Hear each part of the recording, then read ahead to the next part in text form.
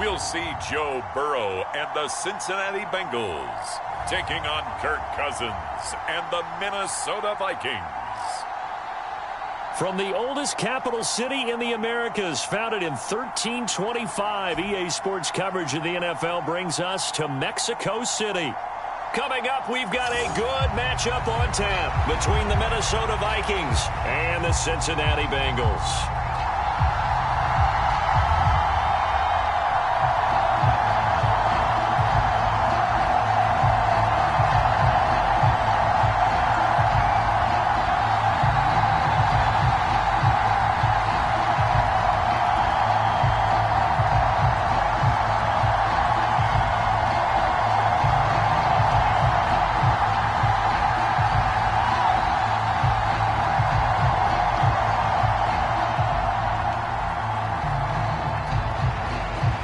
The Florida Atlantic man, Greg Joseph, ready to get this one started. And we are underway from Mexico City.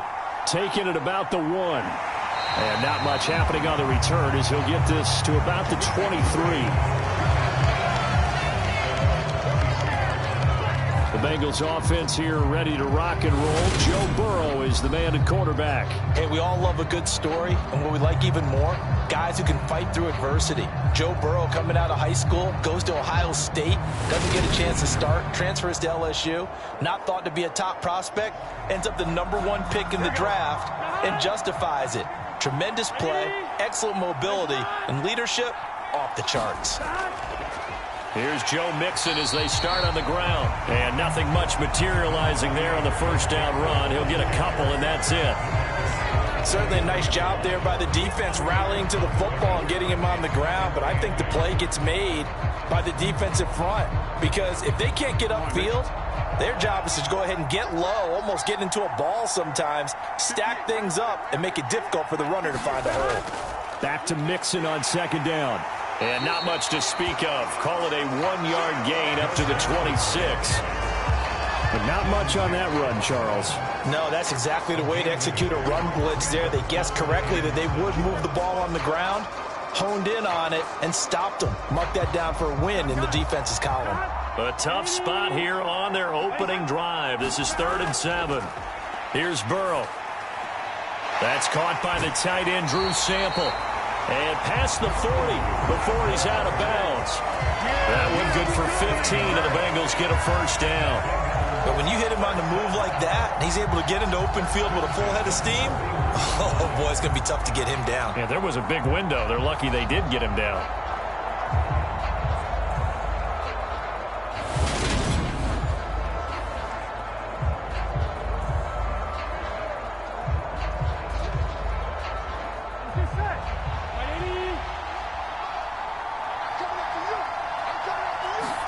Throwing now, Burrow on first down. That's the tight end, Hurst, with it.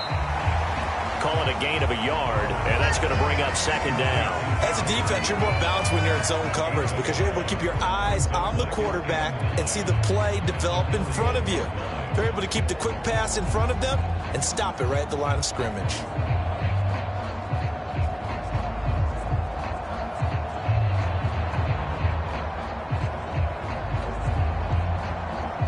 And we're at the 41, 2nd and 9. Now Burrow. That one taken in by T. Higgins. And they're able to work this across midfield to the 48.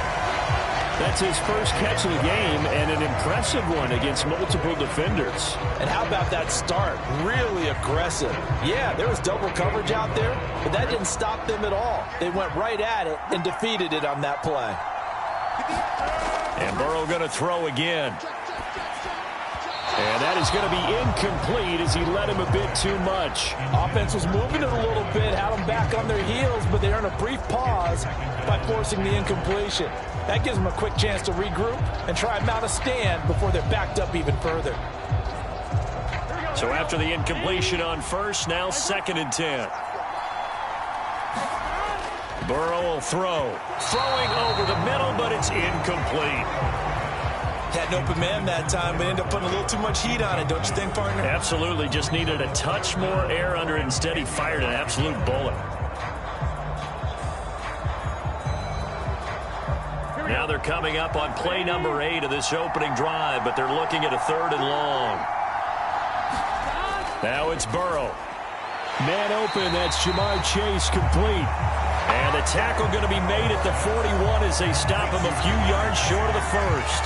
And that's good for a gain of 6, and that's going to make it 4th down. And the pocket's been protected pretty good here so far on the opening drive. We always talk about confidence in runners and catchers and quarterbacks. How about the protection detail? They're not allowing anyone near the guy throwing the football.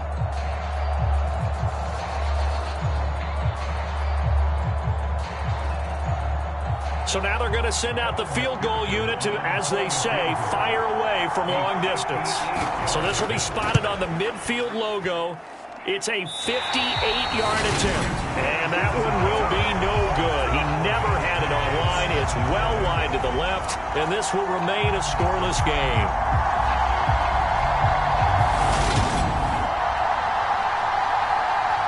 And now out comes Minnesota.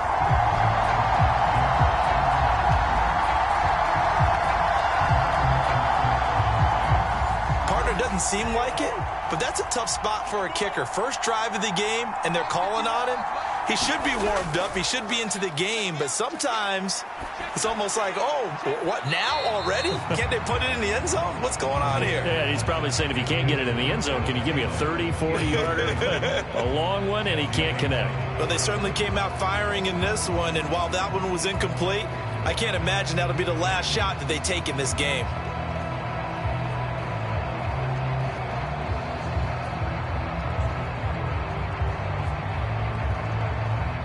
An incomplete pass on first down. That leads to a 2nd and 10. Now the first carry for Dalvin Cook. And he's got some space here. And he will go out right near the 35-yard line. 17 yards, first down, Vikings. Well, there's plenty of real estate for him to maneuver on that run, and let's face it, it shouldn't be a surprise. He's one of the better backs in the league. Had to come into this game with the idea, slow him down, otherwise it's going to be a long afternoon.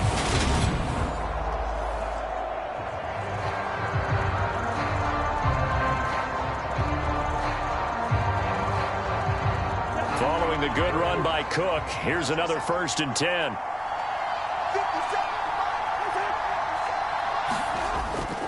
And they'll give him another shot here on the ground. And he can only manage to get a couple.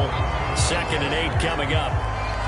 You've got to be impressed by that defensive front on reps like those. They were not being moved off the line, kept their shoulders square, and gave their teammates time to fight to the ball and limit that gain. The last run good for 2. Here's 2nd and 8. Cousins now. And this one too low. The intended target, T.J. Hawkinson. And it'll bring up 3rd down. So many qualities coaches tick off when they talk about, hey, what is it going to take to make an excellent quarterback? Accuracy has to rank near the top of every list. Talk about arm strength, that's great. Mobility, great. But you need that accuracy in there. That one well in front of his man. Yeah, now they got to face a big 3rd down. The 25-yard line is what they need here. This is 3rd down. To throw, Cousins. Got an open man, finding Jefferson. And he's got another first down as the tackle's going to be made at the Bengals 14. A 3rd down gain of 19. I don't care how many times we see it. I still get a kick out of watching quarterbacks and receivers do the pass tree in pregame warm-up. But I always remember that when we go to practices, we see that after practices as well. They really tune it up, don't they? They tune it up. They know why they do it for these situations. First down. And they build that trust, and that's why they're able to find him in this type of a situation. From the red zone now, Cousins. Open man, he's got him, the tight end, Hawkinson. It'll be a gain of 5, and it's 2nd down. And let's face it, you can put any Halloween costume on him. You're not going to be able to disguise him because for a tight end of his size, difficult to sneak him anywhere, but that's what they tried to do. Lined up on his right, tried to work his way back to his left, but just a minimal gain as the defense was able to react quickly. Looking to throw again on 2nd down. Cousins. Oh, he tries to force it in, and it's intercepted. Picked up by Jesse Bates. And the Bengals are going to take over once again, and they'll have it at their own 8-yard line. Charles, not only is that an interception, it's one when you were really knocking on the door for a touchdown inside the red zone.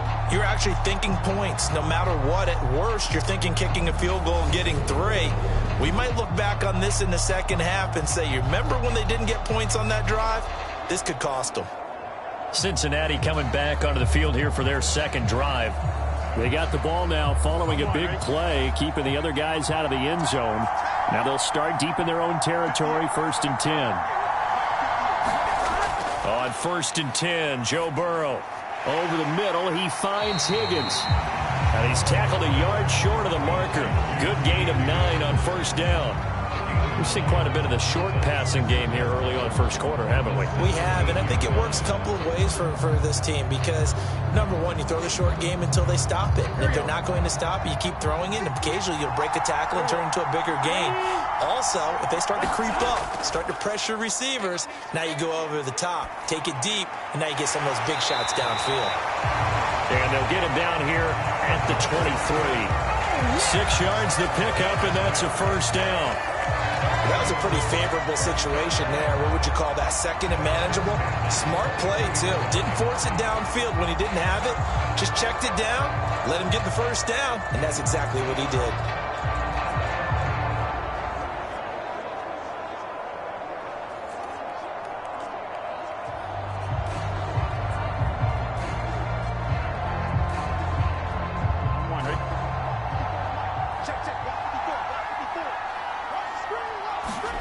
Now Burrow on 1st down. Pass thrown right back to Joe Mixon. And he'll be corralled right around the 34.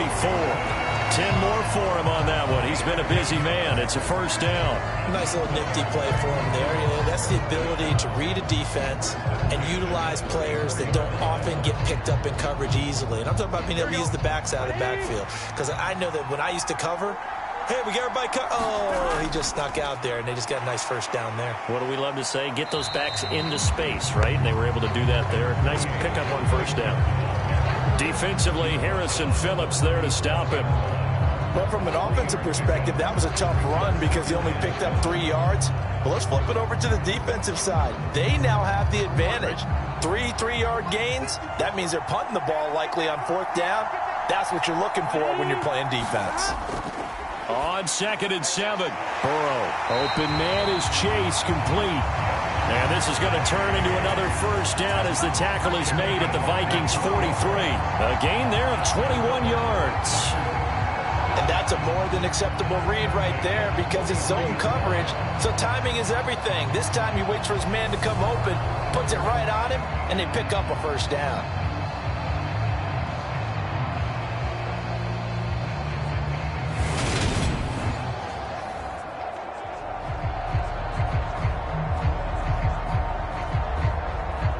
From Viking territory now, they'll come up 1st and 10 at the 43. Burrow going to give this to Mixon. And we're down to the 41. Well, they certainly had success throwing the ball on this drive and not as much running it as we just saw once again on that last play. Stopped after a very short gain. But I wouldn't abandon the run totally because otherwise, pass rushers just tee off on your quarterback. Makes it very, very difficult for him in that situation. The last run got a couple. Here's 2nd and 8. They're passing here. Joe Burrow being chased out left.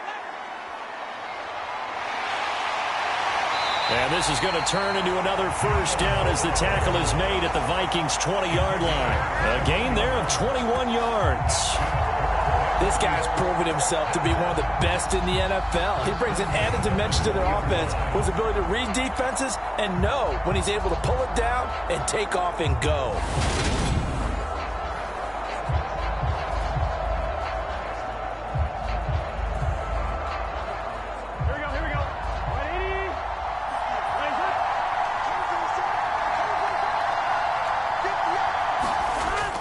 Mixon with a 1st down carry. Call it a gain of 4 on 1st, and that'll make it 2nd down. Well, that call makes sense because they've been throwing it well on this drive, and once again, they show passing formation, showing the shotgun. Then they ran out of it. That's a nice play by them defensively, though, to hold it to a short gain.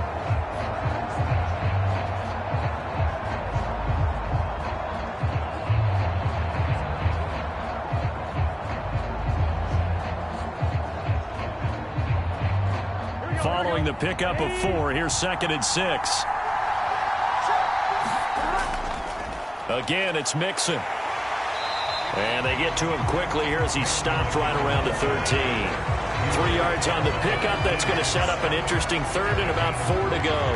I do know from experience that when you slow down someone's running game, you're now doing the dictating on defense. And guess what? Now you're getting ready to tee off on their quarterback because they have to throw it all the time. But you still have to be alert for the draws and other plays of that nature to make sure you don't get hurt. And he'll find Chase on the right side, complete. And the Bengals are going to have 1st and goal as they try to finish off this drive with 6 points.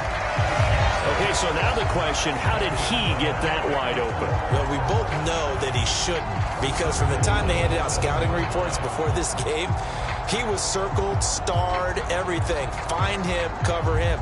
But sometimes you can scheme a guy open. You put the receivers in a bunch. Maybe you move some motion. Maybe you put them on the backside of a formation, and all of a sudden you've got a better matchup. Every now and then, the offensive guys, they figure a way to get him open, even with everyone keeping eyes on him. And that's certainly a guy they want to keep trying to scheme open. They'll give it to Mixon. And he will take it on in for a Bengals touchdown. Joe Mixon taking it in from 7 yards away. And the Bengals go nearly the length of the field and finish it off with 6 points. In as many coaches' meetings as we sit in, we hear the word finish all the time, don't we? And on that play, the back actually finished getting into the end zone, breaking the last tackle. Tried to wrap up, tried to use the proper technique, just wasn't able to get it done.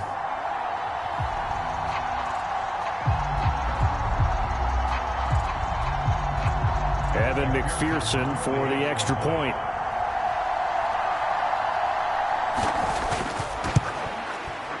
And he's got it to make it 7-0 Bengals. So that one a long 11-play drive. And it all culminated in the touchdown run coming from Joe Mixon.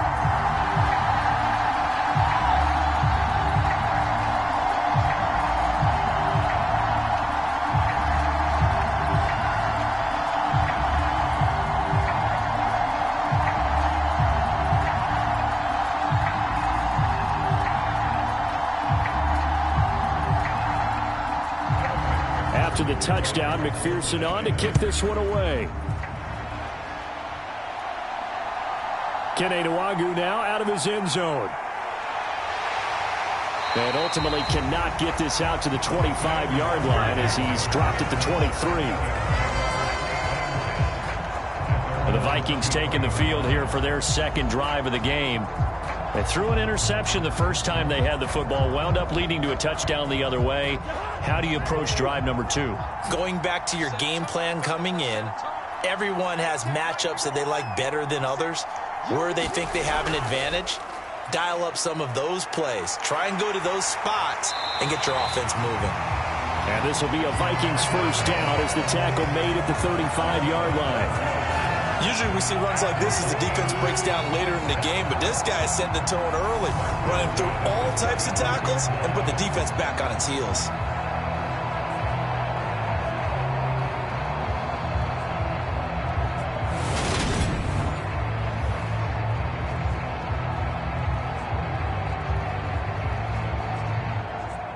Ball up to the 35 now as they come up on 1st and 10. They run it again with Cook. And he's going to take this ahead for right around 3 yards, but no more than that. 2nd down. Not a huge carry there on 1st down, but not all of them will be. But still, all in all, a positive play for the offense. It's all about picking up at least a few to set up what you're going to do here on 2nd down. The last run got 3. Now here's 2nd and 7. Throwing, Cousins. Open here, Adam Thielen. A 1st down for Minnesota. Cousins finding Thielen.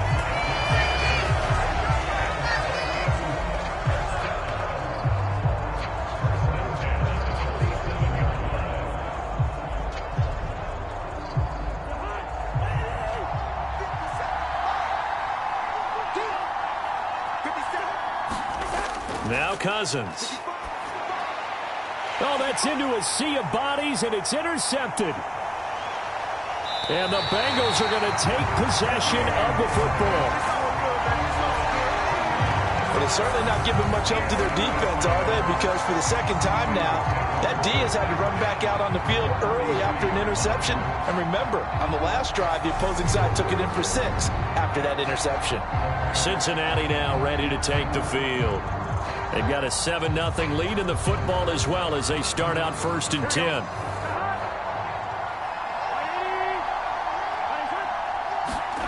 Here's Burrow setting up to throw it. And the catch made. It's Tyler Boyd. And he goes down, but not before getting this inside the 25. An excellent pickup of 20 yards. So many times in my career, I've heard coaches talk about completions are one thing. But as long as we're there at the catch and we get guys on the ground, we can live with that. But if you're going to give up 10, 12, 15 yards after the catch, then your defense is going to be in a lot of trouble.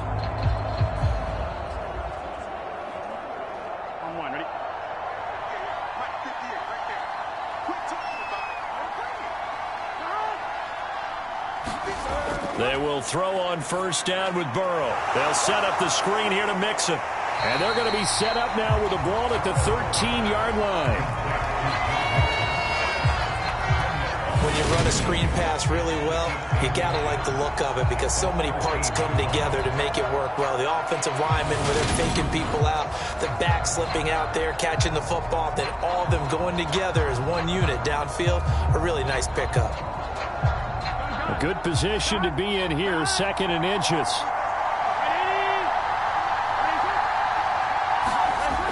Now it's Burrow. That's complete right around the 8. And the Bengals are going to be set up with a 1st and goal coming up as they get him down at the 6-yard line. This offense can certainly move quickly when they want to. 3 plays, 3 pass completions. In the blink of an eye, they've got a 1st and goal. Almost felt like a lightning bolt hit in this game, didn't it? For them to get downfield that quickly. And now 1st and goal, expect them to attack right here on this play.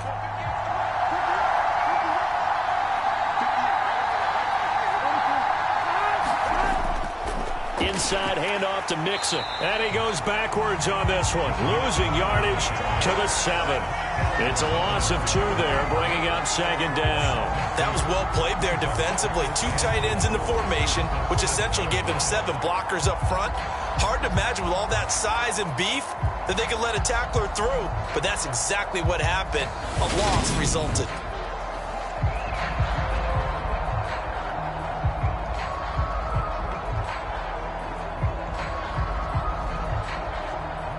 Now from the 7, here's 2nd and goal.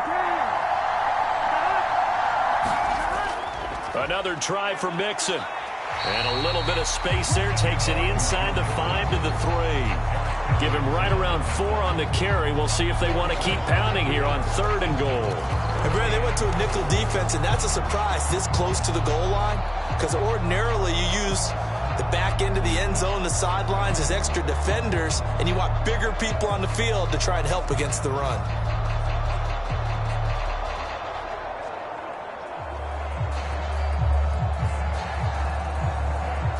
From the 3 now, here they come on 3rd and goal. Burrow looking to pass. Flush to his right. And he'll take this into the end zone for a Bengal TD. Joe Burrow, a 3-yard touchdown run. And the Bengals have taken a 13-0 first-quarter lead. They were looking to pass the ball there, but they forgot to account for the man with the football. Yeah, I can hear people right now saying, well, why don't you have a spy in your defense, someone who will dance with him and go where he goes? Well, oftentimes if you utilize a spy, you've taken away someone in coverage as well. And oftentimes, the spy, not as athletic as the guy he's trying to keep up with, so he gets defeated anyway. And he turns 3rd and goal into a touchdown. Extra point by McPherson, up and good. And that'll make the score 14-0.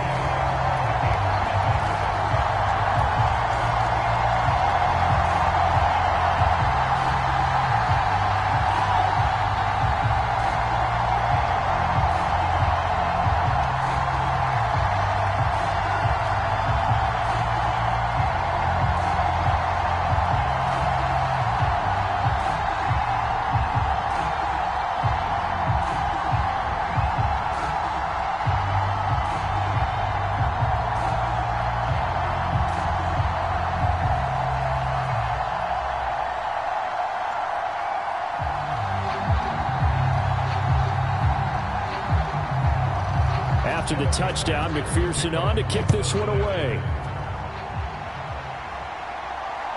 Nwangu now from his end zone.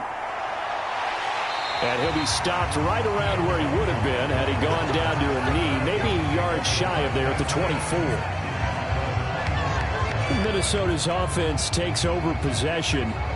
And it's been a miserable start for them offensively, obviously. 2 drives, 2 interceptions. And this is where you have to know your quarterback and know how you actually have to reach him. Do you do it with a little bit of humor? Maybe you break the ice a little bit like, hey, didn't we practice in that color jersey all week? Not the one that you're throwing it to? Or maybe you have to be stern with him. But whatever it's going to take to get the message, it has to be done. He's putting the game in jeopardy. And he gets this one just shy of the 40, down at the 39.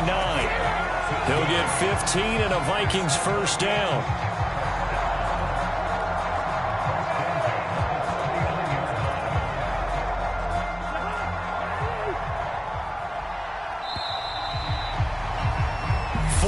Nothing the score. This is the NFL on EA Sports.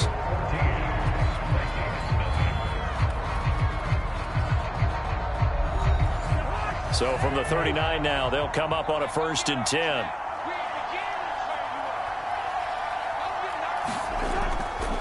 Here's Cook again. And he'll be brought down just shy of the 45. Give him 5 on the carry there, and it'll be 2nd down. Brandon, 5 yards on that run. Let's get back to the huddle and make sure if you're back, you spend time with your offensive line and give them credit. Hard to move those 300-plus pounders at the line of scrimmage, and they did for a significant chunk of yardage. On 2nd down, Cook. And he's dropped just before the line to gain. 4-yard pickup leaves him with 3rd and 1. Some of the most unselfish players on any football team, defensive tackles, because we ask them to just eat up blocks and allow other people to make tackles. But when he can make a play himself, as we just saw there, that's a big day.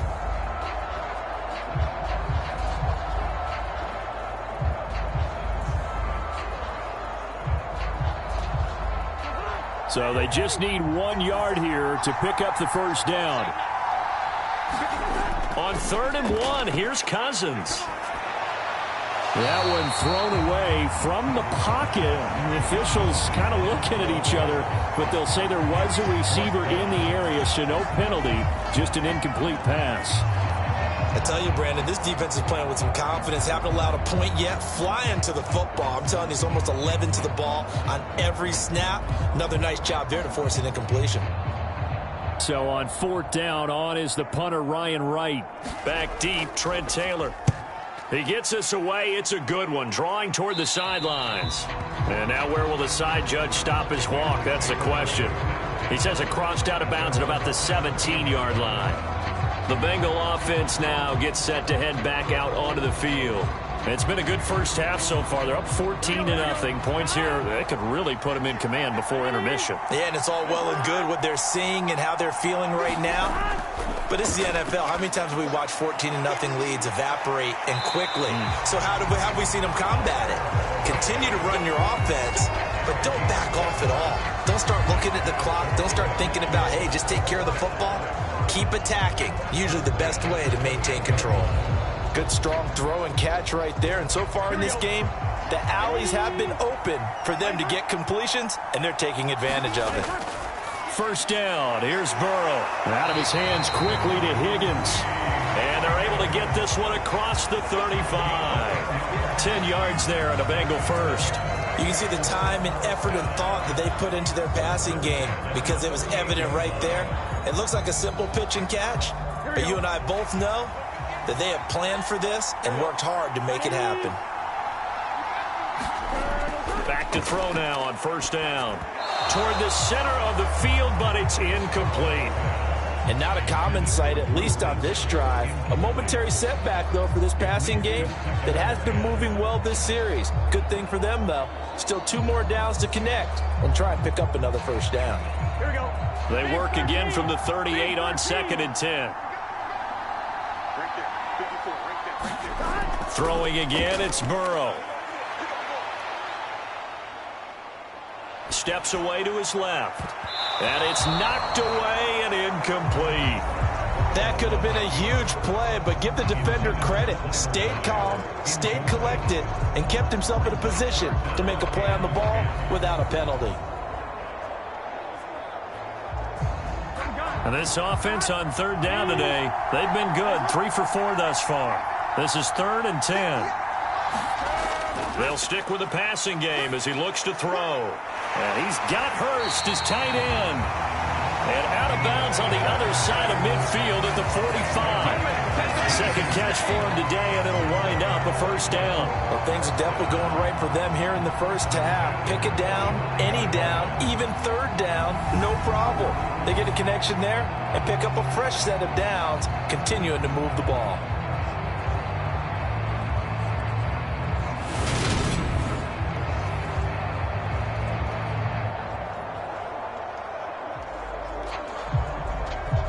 From Viking territory now, they'll come up 1st and 10 at the 45-yard line. They'll look to throw again. Nothing open downfield, so he'll throw it away. Well, they've been back on their heels a little bit here on this drive, but a chance to exhale just a little bit there with incompletion on 1st down. Now they have to gear up, try and get 2 more stops, and escape this drive.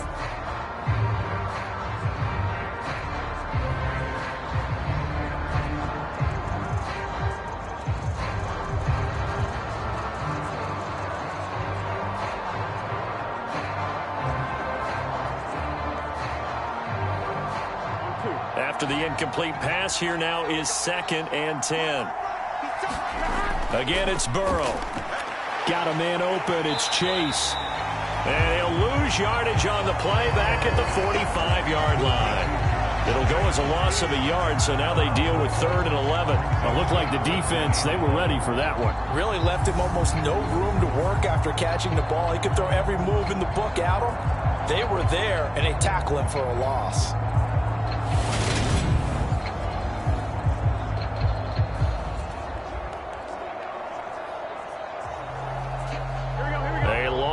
Go here on 3rd down for the 8th play of the drive. Back to throw again. He gets this one to Boyd. And this is going to turn into another first down as the tackle is made at the Vikings 28. The Bengals passing game finding a rhythm. They've got another first. And defensively, they were in zone coverage there. Do you have to be a little careful? You're losing playing against a good quarterback like he is to not play too much zone? Yeah, you have to be careful about how much time you're giving up. I think it's a good point you just brought up. So maybe if you still want to play zone, you go to a zone blitz scheme. And you can drop anyone out of your defensive front. Defensive end, defensive tackle. It doesn't matter. You just exchange someone to bring more pressure towards the quarterback and still try and cover downfield. Burrow's throw here on target to Hurst. And he'll be marked out at about the 26-yard line. Oh, it's time to give a little credit there to the defense. They played that very well because it was a drag route, and he ran a little shallower than normal as he worked straight across the field. He was hoping he'd get lost behind the defensive line, but once he made the catch, nowhere to turn upfield and gain any yardage. Throwing again on 2nd down. Burrow. And they're going to get this down to about the 17-yard line here. That was a route run not just with dexterity, but with intelligence. Found the hole in the zone, made sure the quarterback saw him, and was able to make the sure catch and flip the down marker back to 1. So from the 17 now, here's a 1st and 10. A handoff running left, Mixon. And certainly some style points there on the spin. Not a whole lot thereafter, but still a pretty good gain. That one good for 10 yards. And it'll be 2nd and very short. On any explosive run, you can almost feel the ground shaking, and that's from the offensive linemen creating space for their runners. I had an old coach tell me before, they always told his runners, run around the offensive line in pregame. Get used to the ground shaking so you don't trip and fall when it happens in a game. Flushed out right. And he's going to be brought down just shy of the 5 at the 6. A gritty play there. Put his nose down and got his guys a first. As he came to the line of scrimmage, he knew he didn't need much to reset the chain. So when he saw the space he needed, no hesitation. He went to the marker and got his guys a first down.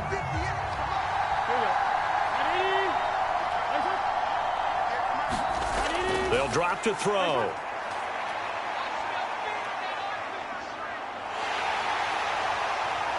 Under pressure, down he goes. Sacked at the 10.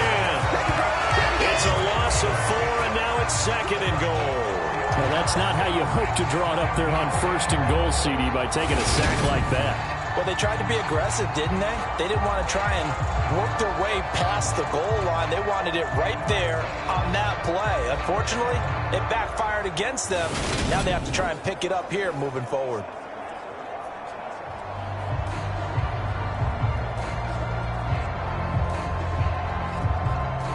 Moved back to the 10. They'll try on 2nd and goal here. They'll look to throw here. And a quick throw here, that's complete. And he gets halfway home from the 10 to the 5 on a pickup of 5. I know the halftime's approaching, but I don't think he's going to want to take a break. That's his 5th catch. Yeah, they've really been targeting the tight end. This offense 2 for 2 on 3rd downs on this drive. This is the most important of them all, 3rd and goal. From the shotgun, he'll look to throw. Again, that's Hurst. Touchdown! Hayden Hurst, a 5-yard touchdown. And the Bengals take a 3-touchdown lead. Boy, so if you are scoring at home, Charles, and God bless you if you are, but that's now 3 drives and 3 touchdowns. So in a baseball game, wouldn't that wreak havoc on your scorecard? Yes. I mean, with all the action that's happening now, how they got here, whatever cliche you want to bring into it, they're locked into a groove, they're clicking on all cylinders. Bottom line, they're piling up the points. McPherson on for the point after.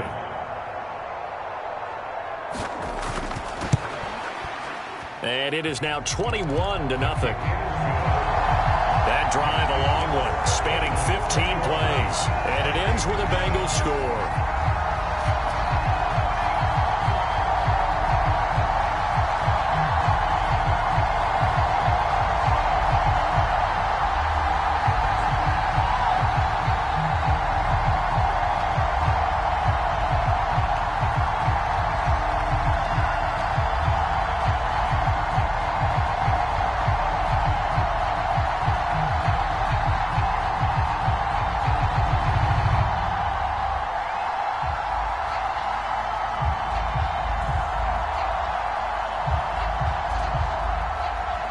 After the touchdown, McPherson on to kick this one away.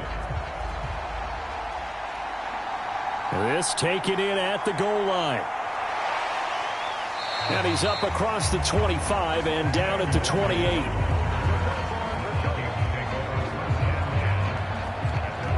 And you see Dalvin Cook and the offense heading back out. He's doing his thing. He's got some good yardage, but his team right now in the second quarter, 0 points. Just not a complete formula. Half of it's there, being able to run the ball and set the tone. Wonder if they may have to go to some play action, throw off the run game, and try and get the ball in the end zone. I was just going to ask you that same thing. Maybe you use that run now to set up the pass, right? I would think so, because the run has been very effective for them. And give him 6 yards here as he's stopped near the 35 at the 34. They'd love to just strike back with a touchdown right here, and if it's a long play, so be it. But the main goal, get a couple of first downs, run some plays, run some clock, allow their defense to get a chance to catch their breath, settle down, and relax a little bit after they just gave up a score. To throw again on second down, Cousins.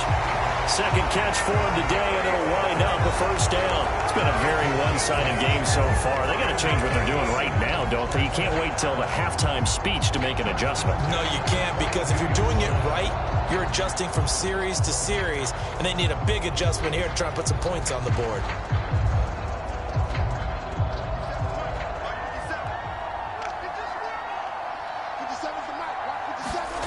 First down, here's Cousins. Catch is made by Hockenson, the tight end. Yeah, that one was covered pretty well because they were trying to leak the tight end out into the flat. I think they were hoping he could catch and turn upfield and pick up the first down.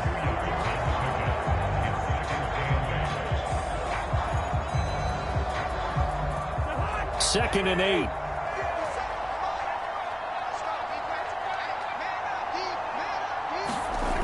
Again, it's Cousins. He'll find Thielen working the middle. And they'll get him down on the other side of midfield. One thing you're hoping for when you run drag routes, you're able to hit a receiver in stride, and he can pick up a lot of yardage after the catch. But in this situation, the defense was effective, able to stop him before he could get a good head of steam going.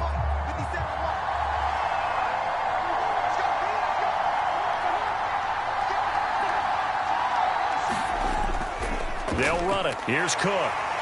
And able to pick up the first across midfield to the 47. They had yet to run the ball at all on this drive, but 3rd and short, definitely was a great time to dial one up.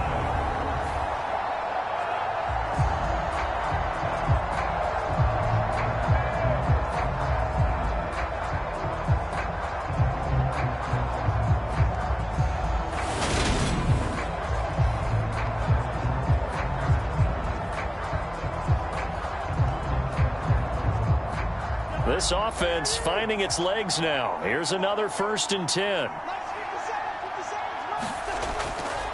Again, it's Cook. Trey Hendrickson, the one who gets him on the ground. No doubt about it. A really nice job there by the defense, not allowing him to get to the perimeter. But that means your defensive ends, your outside linebackers, the guys that you pay big money to sack the quarterback, they also have to have interest in the running game as well. And they did a nice job there of holding the point of attack and not giving ground. Here's 2nd and 9, just a yard on that last run. Off the play fake, Cousins. And he drops it incomplete. And their struggles continue here. It's another zone defense. It looks like it's open for possibilities, but they did a nice job patrolling the middle of the field and forcing an incompletion. Now play number 8 on this drive, and they need 9 yards to pick up the first on 3rd. Here's Cousins. He's going to get this one down to Cook. Well, this is going to depend on the spot, but it's not a very generous one. He looks to be about a yard or so short. A gain of 8 there on the play, and that'll bring up 4th down. Brandon, it certainly looked like they had that play defended well, but it still almost worked. Got it to the running back. He wound up getting really good yardage out of it, but it was 3rd and long, and they were able to rally and stop it before he could get to the marker.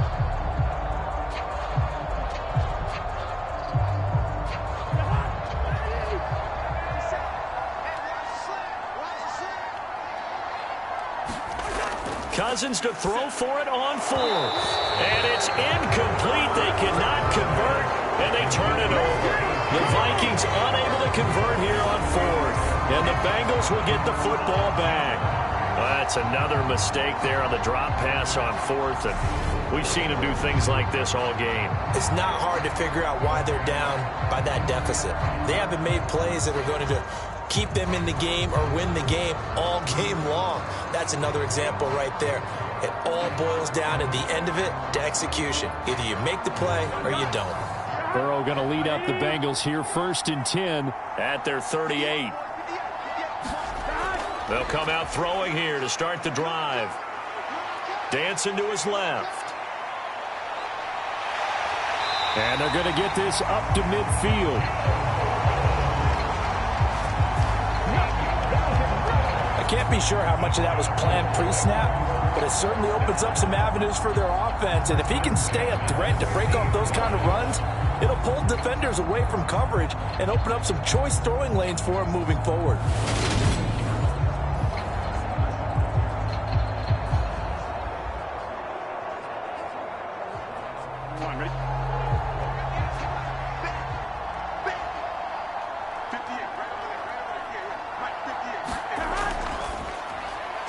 Burrow going to get this out to Chase. So they'll get 8 out of that completion, and it'll be 2nd and a couple.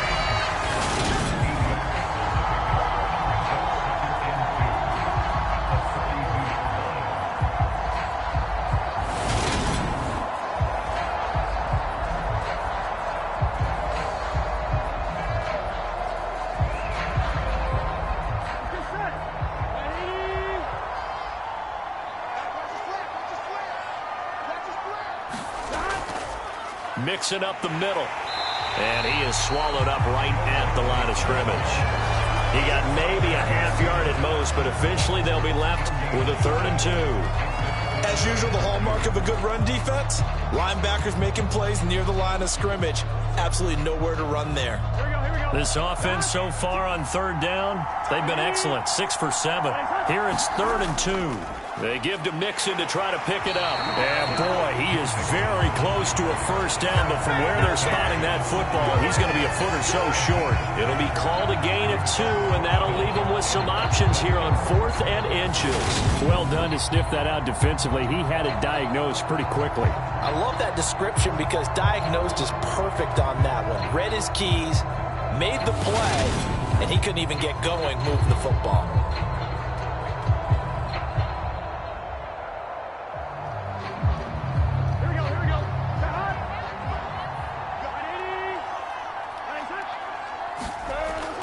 They'll run with Mixon. Well, they deemed it 4-down territory, and they got 4 yards to pick up the 1st. Thought they might throw the football with a little chunk that they had remaining on 4th down, but they ran it, they got it. And the reason they were able to get it done, he ran that play with conviction, didn't he? Understood he would get a little bit of help from his friends up front, but it was really on him to go ahead and make the power move and get it done, and that he did. Throwing now, Burrow on 1st down. He finds his running back, Mixon. And he's going to be brought down at about the 16. 2nd quarter action, 1:56 remaining.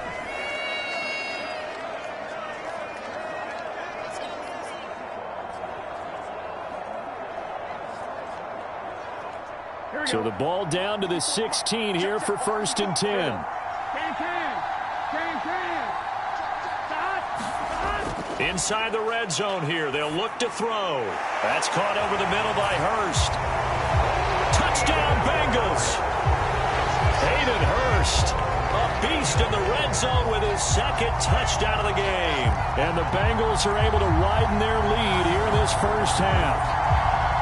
It's not too often that you say, hey, this one's going to be over by halftime. And, CD, I know our bosses probably don't want us to say that because they don't want people clicking away, but this one might be over by halftime. And since you've already put your job on the line by actually saying it, I will co-sign and go with you because you're my partner.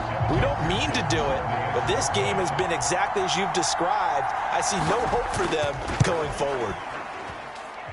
Extra point by McPherson, up and good. And a rout is on here in this 1st half.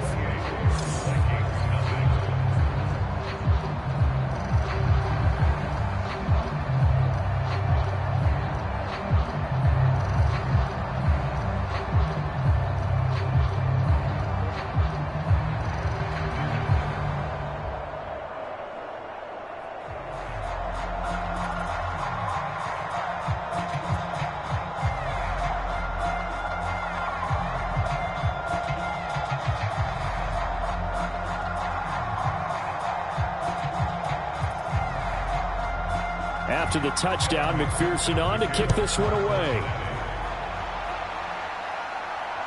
Nwangu now from his end zone. And ultimately cannot get this out to the 25-yard line as he's dropped at the 23. And now this offense comes back out onto the field. And last time they were stopped on 4th down, had a drive stalled out. We'll see how they respond this go-around. I'm eager to see what their mindset is because moving the ball, feeling good, and then that abrupt stop on 4th down, do they go back to the bench and go, oh, boy, they've got something for us? Or do they go to the bench and say, we blew it ourselves. Let's get back out there and move the ball again. And is it different when you get stopped on 4th versus punt? Is that more motivation for the defense, a little more confidence? I think as a defense, you're so excited with a 4th down stop. Making them punt, that's your goal anyway. But a 4th down stop, that's almost a sign of disrespect that they went for it in the first place. And when you get that, you feel great about yourselves. And that is incomplete. Another dangerous throw there, partner. I mean, he's already thrown 2 interceptions here in the 1st half. I don't know if you want to keep throwing up 50-50 balls and you've had that kind of lack of success. Yeah, absolutely. Very well could have been a 3rd interception in half number 1.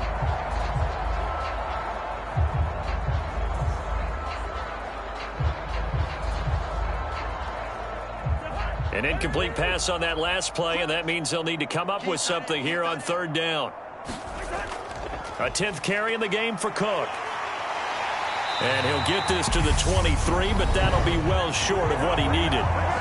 Now the Bengals going to use the first of their timeouts as they'll head to the sideline and talk over what to do next.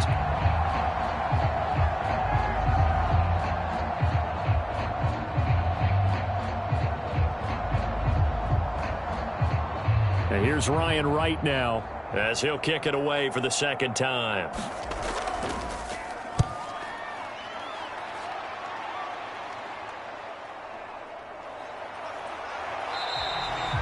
A big kick, 50 yards that time with a return of 4. And the Bengals take over 1st and 10. Now the Cincinnati offense ready to see what they can do here. And now consider the lead. The question is, how much is good enough? Are you going for more? It's the NFL. There's never enough, I believe, because they get reeled in all the time when you sit on the ball. I think that they will try and move the ball downfield and try and squeeze a few more points out of this first half. They'll be careful. They'll be a little bit cautious at times, but also they will attack downfield and try and get in position for at least 3 points. I see the surprise in your face there, partner. That is a rare incompletion from him. He's been on point this entire game. He has percentage completion-wise way up. Not that time. Let's go. 80. Nice hot. 58. Nice hot. That's the run.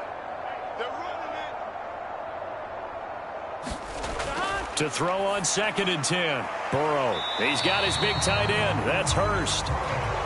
5 yards. Now it's 3rd and 5. That's a staple of this offense. Drag route to the tight end. Yeah, he was unable to use his size to break off much more yardage after the catch, but still an effective gain nonetheless. They'll need 5 on this play to move the sticks. 58, boys. 58. 58. Mike. What we got? What we got? What we got? Here's Burrow. Throw left side complete. That's Boyd. And he is going to have a Bengals first down. They needed 5 there on 3rd down. He winds up getting 7. So we've come to halftime after a very one-sided beginning to this one. As we go up to Orlando now and hand it over to Jonathan Coachman with our EA Sports Halftime Report. Take it away, Coach. All right, Brandon, thanks very much. Welcome, everyone, to our brand-new studios here in downtown Orlando in the EA Sports Halftime Report.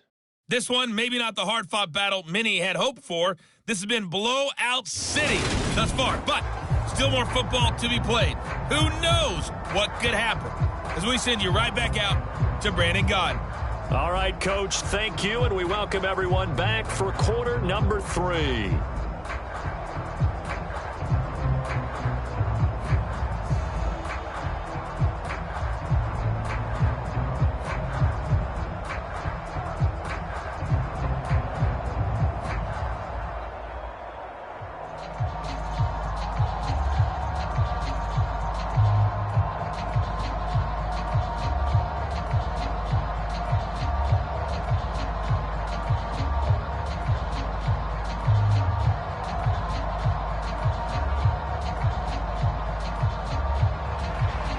The Vikings set to receive the second half kickoff, and they trail it here as we resume play.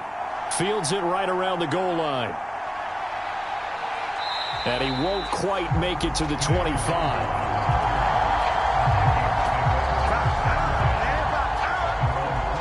Out come the Vikings. They'll have it first on offense as we begin the 3rd.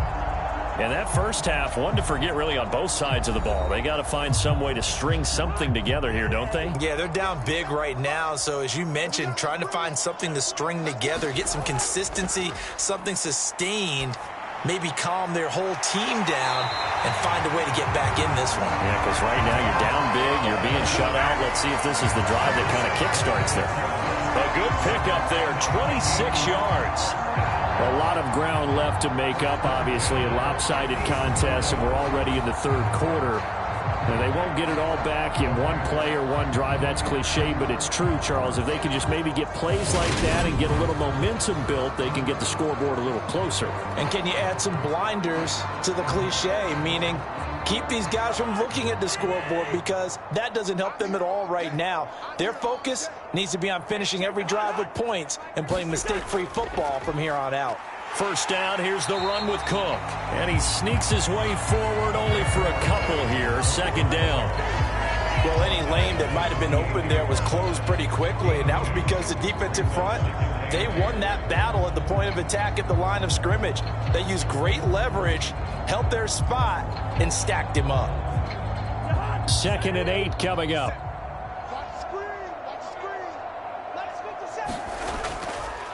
Cousins gives way to Cook, and they'll get this just to the 47, 1-yard gain.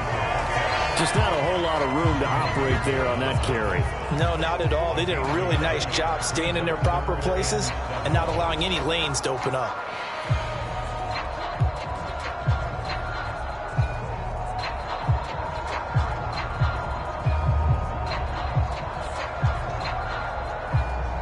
Third down now. Those last two plays indicative of how things have gone for them. Just nowhere to go on the ground and struggling to put up points. Going underneath, he's got Hockenson. And they're going to get this to about the 44-yard line. Excellent job there defensively.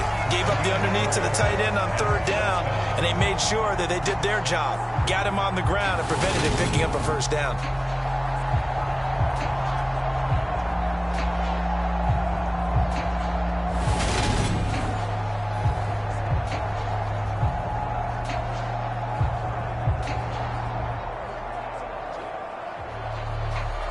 Here's Ryan Wright now as he's on to punt for Minnesota.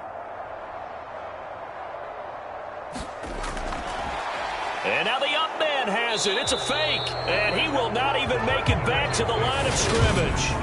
4th and short in this part of the field. You just notice special teams coordinators rallying the team saying, watch the fake for Brandon. Don't they usually say that on every punting situation? Oh, yeah, they can be up 40 in the 4th quarter. That's their job. They scream that every time. And this time, though, his team locked in, and they were well aware that it truly was a situation that they could fake it, and they were ready for it and stopped it. Burrow on play action. And he'll spot Higgins open left side. And he'll be brought down on the other side of midfield at the 43. The partner is still in the 3rd quarter, but they've got this one well in hand and still airing it out with gusto and picking up some nice gains. And even in lopsided games like this, you don't really see starters get lifted or the foot come off the gas before the 4th quarter. No one wants to leave any doubt when they're playing well. They just want to continue the process. Forced out to his left. And that one complete once again to Higgins. And he's going to get this one down to the edge of the red zone. Back-to-back receptions for him, and it's another first down. This is just more of the same. This defense has had no answer on a lot of these throws. They've let these receivers run wild, and here's another completion for good yardage.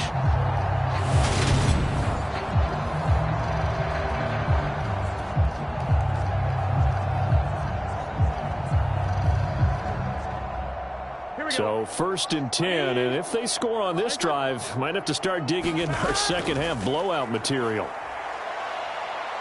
Buying time to his left. And he'll get it here to the 10-yard line. Oh, partner, just a second earlier, and they might have had him because they certainly thought they were going to close in and drop him behind the line of scrimmage, but he had just enough time to dodge the pressure, and he ends up getting yardage before being stopped. Still a few inches short of a first down as they come up now on 2nd down. Now Burrow. Touchdown! Jamar Chase on a touchdown throw from Joe Burrow. And the Bengals have taken a 5-touchdown lead. A lot of people might call this backyard football. Sometimes just understanding who you've got out wide and who you're going to throw it to. Give him an opportunity to go up and make a play, even when contested. Looks like that one worked out pretty well. The trust factor in effect.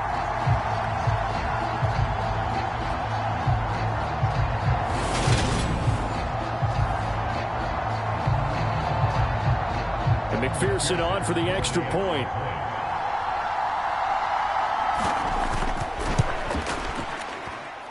And he's been a busy man, 5 for 5 now as he knocks another one through to extend the lead. A drive there of just 4 plays. And it was Jamar Chase who finished it off with a touchdown reception.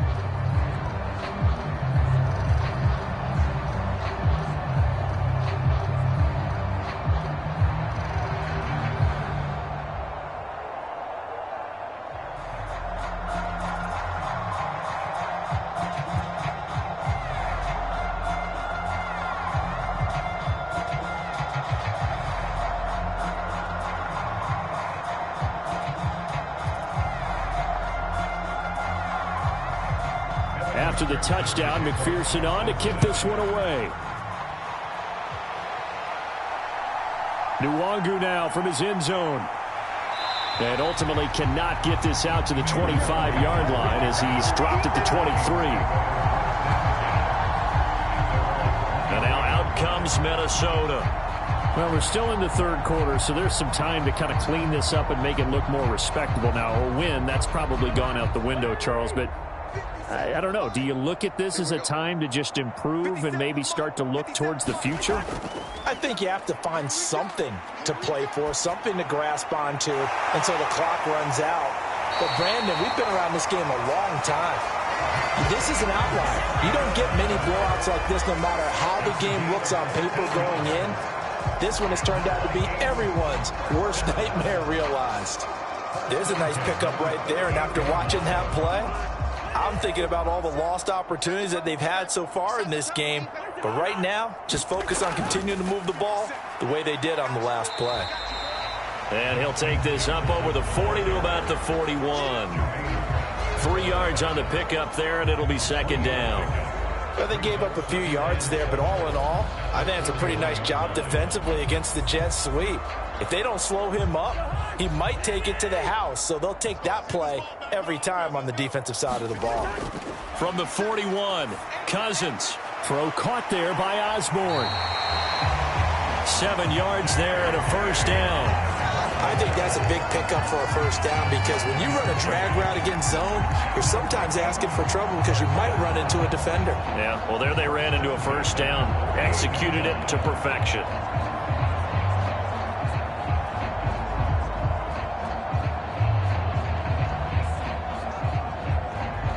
Nothing in that first half, nothing on the last drive, but they're moving now with a 1st and 10.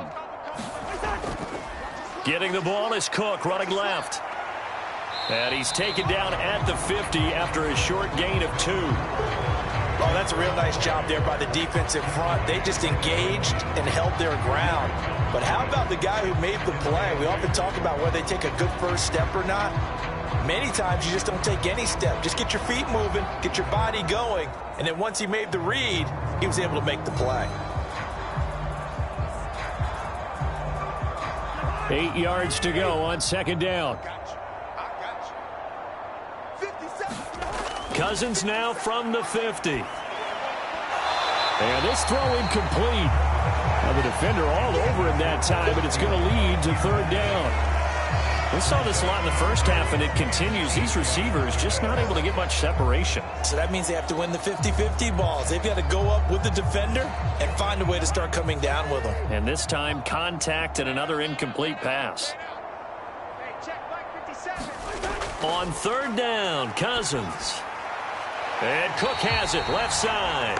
And he's able to take it across midfield before going out of bounds. He did his best to just get 4 out of that, but not enough. And now fourth down. We can make this one pretty simple. Locked up all of his progressions downfield, forced to get it to his running back. But how about the way they ran to the football and knocked him down to force a fourth down? And here's Ryan Wright now as he's on to punt for Minnesota.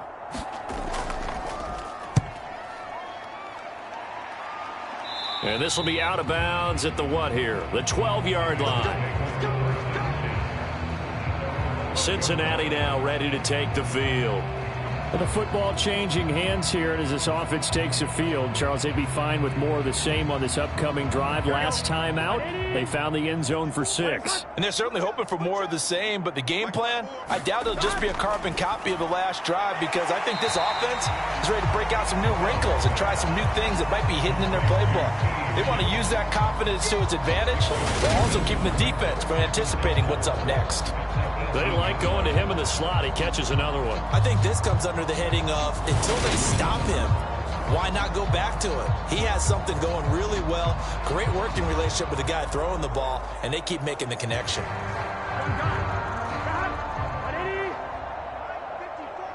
I'm going to come back to you. Looking to throw again on second down. Burrow, open man is Chase, complete. The LSU connection, Burrow to Chase for the Cincinnati first. They kept the receiver in the short field, but that let his quarterback get the ball quickly to him before either guy in double coverage could react.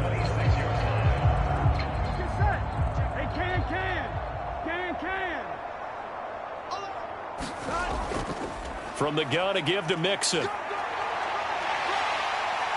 And past the 40 before he's out of bounds.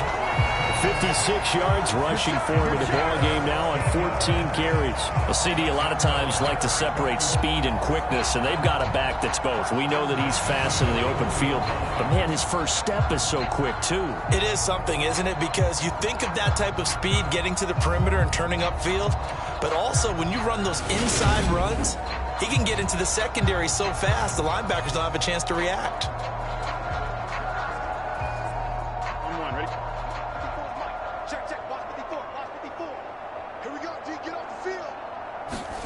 On 1st and 10, Joe Burrow. This is caught. It's Boyd. And they'll get him down on the other side of midfield. And with that last play, he's now up over that 300-yard mark. And in today's NFL, it almost feels routine. And I hate that when you talk about a 300-yard passing game. To me, 300 yards still signifies excellence, and he's achieved that in this performance. 58, right over there, yeah. On second down, here's Mixon. And he'll get it down to the 47 here. 2 yards, good enough for a first. Second and inches is oftentimes an invitation for an offense coordinator to take a big shot downfield because he feels like he can come back on third down and pick up the first down. But sometimes you just don't want to break tendency. Stay with what you are, stay with who you know, and go get the first down. That's exactly what they did. Now Burrow on first down. Eluding the pressure right. Now Burrow loses the football. And the Vikings pick up the football. And he's able to get it back to the 33-yard line. That's some good yardage there, too, before he fumbled that football, Charles. Yeah, just think about it this way. Running backs, as a general rule, they kind of know when the end of a run is near, and you notice how they cover up, right? They protect the football. Sometimes quarterbacks forget that out in the open field. After a while, you start to wonder, does the running back coach visit the quarterback coach and say, hey, I can help you with this. We can protect this and make sure we keep the ball. Cousins now after the fumble recovery. Throw left side, taken in by Jefferson. And he'll take this to the other side of midfield before going out of bounds. That one good for 20 on the catch and run. Well, still in the third quarter here. Now, you look at the scoreboard, that deficit probably a little too much to overcome, but completions like that may be something to build on for future weeks. Yeah, it's all about ending things on a strong note here, isn't it? Because my mindset is it's a new ball game from here to the end. Make sure it's a good one and close it out. Hey, watch the ball, watch the ball. 57's the mic, watch 57. Cook up the gut. It's a 7-yard carry to set them up with a 2nd and 3. Well, no matter how they phrase it, staying on schedule, staying ahead of the sticks, whatever you want to call it, 7 yards on first down, that fits the bill.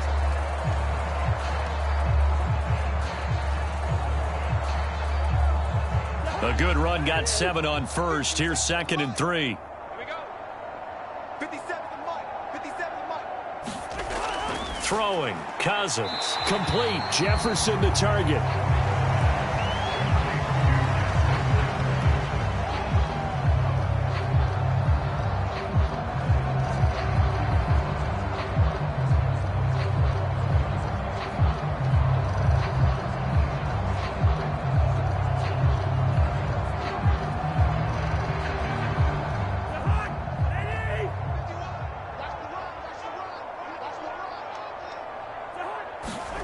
3rd and short yardage. Cousins. Open man is Osborne. He's got it. And he will have a Vikings first down as they're able to move the sticks with a gain of 4 on 3rd and inches.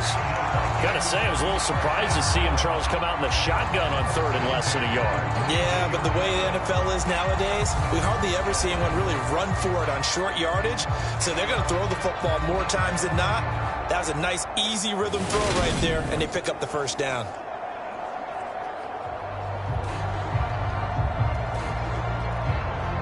Still in search of their first touchdown of the game, but they're on the move. 1st and 10. Now Cousins. Incomplete. Dalvin Cook is running back, the intended target, and that'll bring up 2nd down. Nice progress down the field, was halted by that incompletion. They could try for some safe yards here to get things moving again, or keep throwing it and pushing it downfield to try and pick up bigger yardage. 2nd and 10 from the 33-yard line. Cousins again. Setting up the screen for Cook. That helps the completion percentage, but not much else, and now it's 3rd and 10. So many screen passes are the result of excellent acting by everyone, but sometimes the guy who's getting the ball tips the play off. The running back, because he's eager to get the pass, and sometimes he doesn't act very well about whether he's going to block or leak out or whatever, and I think that they saw that, and that's why they're able to get to him on it. Got an open man finding Jefferson. And he's got another first down as the tackle's going to be made at the Bengals' 17-yard line. A sizable 16-yard chunk there. The drive continues. It's taken a while for this offense to get going. A little creaky at the start, but they're oiled up now. A nice throw there, and they're really putting together a good drive.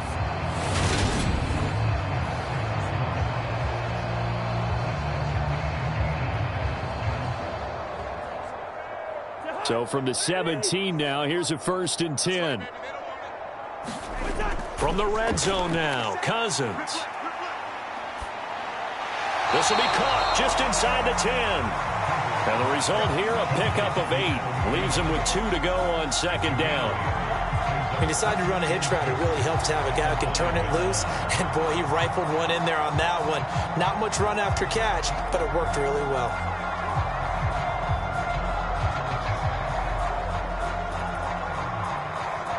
Two yards left on 2nd down from the 9.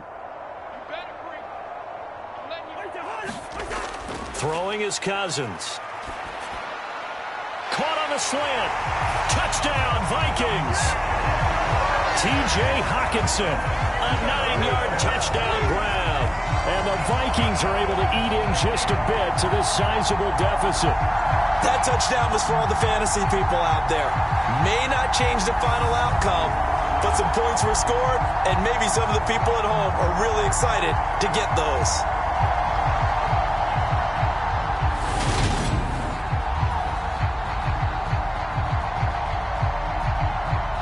Greg Joseph on for the extra point.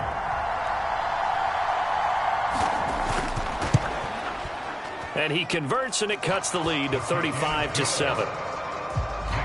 So that drive consumes 9 plays all told. And it was T.J. Hawkinson who finished the drive with it. Now Joseph tees it up to kick off following the touchdown. Taken at the goal line. And he'll go down as this drive will start at the 25-yard line. Now this offense back out and set to go for their next drive. Still comfortably on top, 3rd quarter, as they start things here with a 1st and 10. Here we go. 180. Watch the screen. Watch the screen. Watch the screen. 58, boys. 58. Stop. Here's Joe Mixon as they start on the ground. And he will lose yardage and be backed up to the 24. They'll lose a yard there, and it's 2nd and 11. Hey, a lot of points have been scored in this game against them, but tally that one on the side of the defense. Do you think maybe, possibly, it could be a little bit of a changer for them? Maybe not a game changer, but a little bit of a momentum one that maybe they can string together some pretty good plays and slow them down. After the loss to start out, here's 2nd and 11. 180. 180. Nice hot. Watch the run. Watch the run.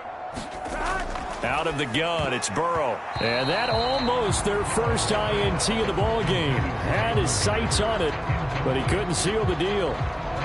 He's lucky to be getting that one back. After what they've done with him all day long, with all the targets trying to go after him, he's obviously gotten smart, and his pride has kicked in. Made a terrific play.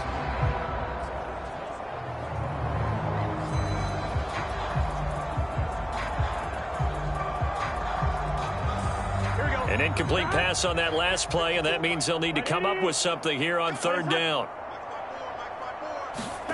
Now it's Burrow. That's the tight end Hurst with it. And they get him down, but not before he takes it across the 40-yard line. These two have hooked up 9 times now this afternoon as they pick up the first. And that's well executed there on third down, and I love the confidence that they had to let their tight end try and find some space in the middle of the field, right in their quarterback's line of vision. And QBs love to make that easy throw, and they hooked up there for a first down.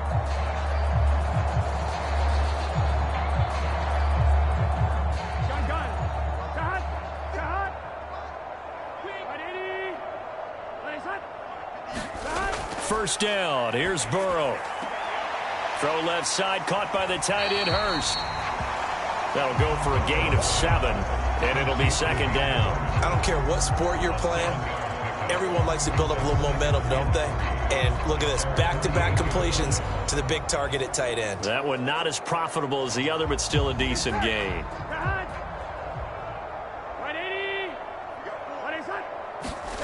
Now they go play action now. Burrow. This one caught downfield by Higgins. And he's going to get this one down to the edge of the red zone. Give him 32 on the play. I'm seeing a lot of guys shaking their heads on defense right now, particularly in the secondary. And when you see that going on, that is never a good sign. But it's understandable. They've been shredded so far.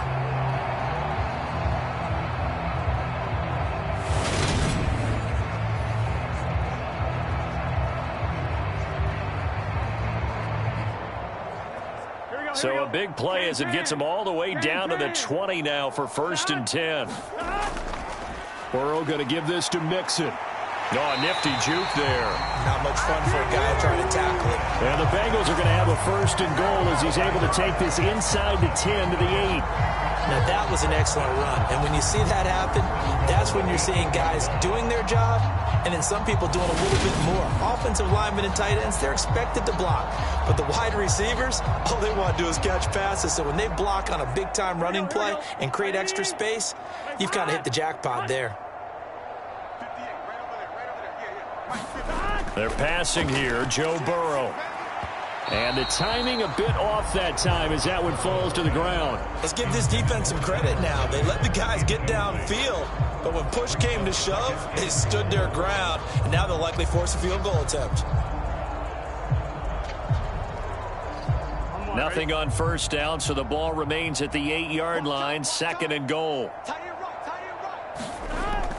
Out of the shotgun, they run with Mixon. They'll get this halfway home from the 8 to the 4 on a gain of 4.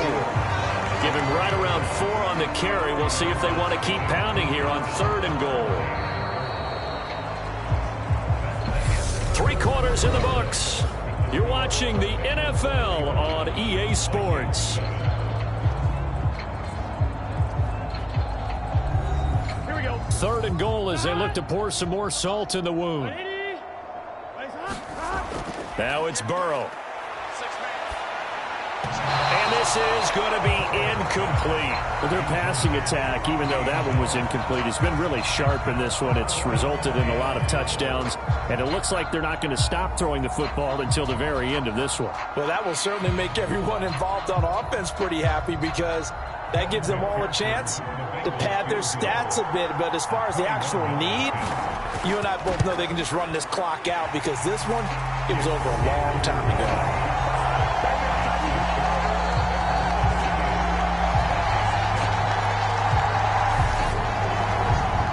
Well, ultimately not really sure that they're going to need those 3 points, but They'll take the 3, and they've had that lead. Yeah, this one's already wrapped up, but you and I both know if you're an offensive coordinator, you never let up on the gas unless the head coach tells you to do so.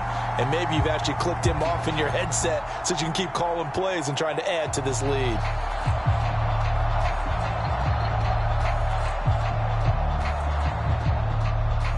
So after the made field goal, here's McPherson to send this one away. Taking it about the 1. And it's a pretty good return here as he'll get this up to the 29.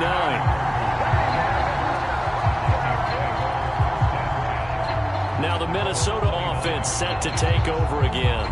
Well, we said it at halftime that they would need a nearly perfect second half to erase that deficit that they were facing, CD. But unfortunately, the second half has pretty much been a carbon copy of the first.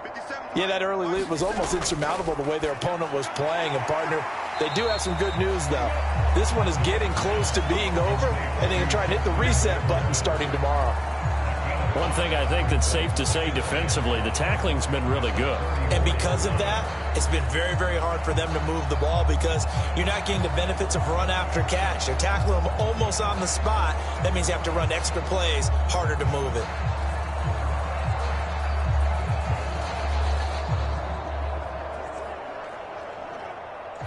Five yards remain on second down.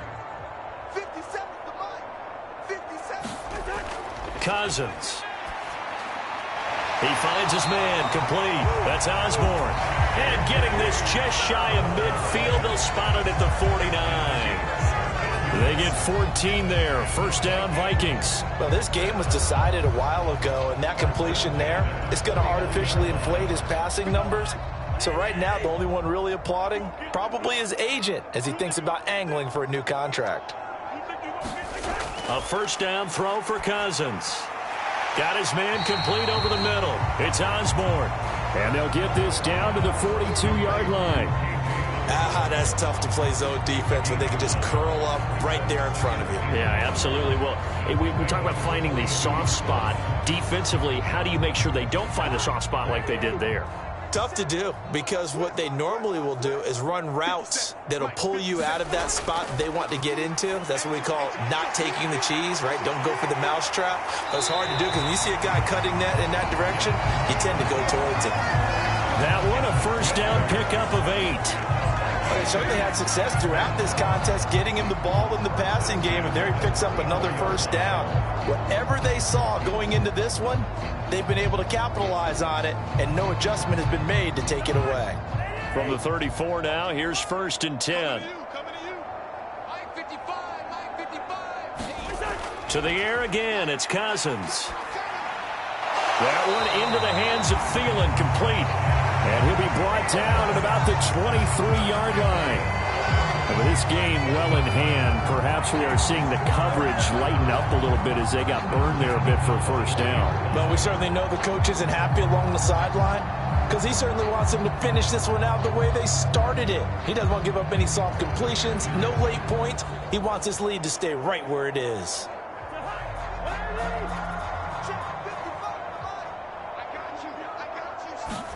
Cousins now to throw on first down. That'll be complete to Cook. And they're going to be set up now with the ball at the 13-yard line.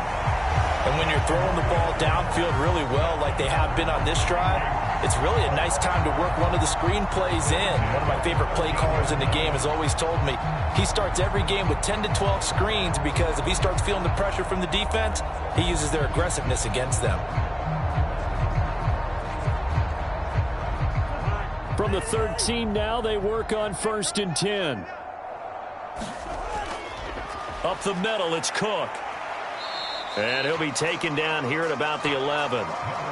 Give him a couple on the carry there, 2nd and 8. Oftentimes we praise an offense for their variety of being able to hit people with the run and the pass. But in this game, how about what we're seeing from the safeties? They are all over the field. Doesn't matter if they threw it or if they're trying to run it. I don't think we've ever awarded an MVU, most valuable unit, but you're right, it might go to them in this game. I like that, MVU. Well done. 2nd down, they go right back to Cook. And he'll take this one inside the 10 down to the 8. 3 yards on the pickup. That's going to set up an interesting 3rd and about 4 to go. Not a big run, not an explosive run, but they've held the ball for plenty of plays on this drive. They're just trying to impose their will on the defense right now. The Vikings on 3rd down. Not quite 50%, 4 for 9. This is 3rd and 4. From the gun, here's Cousins. Touchdown! Kirk Cousins on the connection to Justin Jefferson. And the Vikings get a small measure of revenge as they cut into this 4th quarter deficit. So still throwing here in the 4th quarter with a pretty sizable lead, and now that lead even more sizable. And if nothing else here, CD, a chance to pile on some stats before this one wraps up, and he did just that. Brandon, convention tells us it's time for them to get off the gas a little bit, right? But you and I both know the receivers don't want them to because, as you noted, this is their chance to pile on the stats. If they got their way, they try to get every single spot in the depth chart points before this game is over. Joseph connects on the extra point, and the lead is down to 24.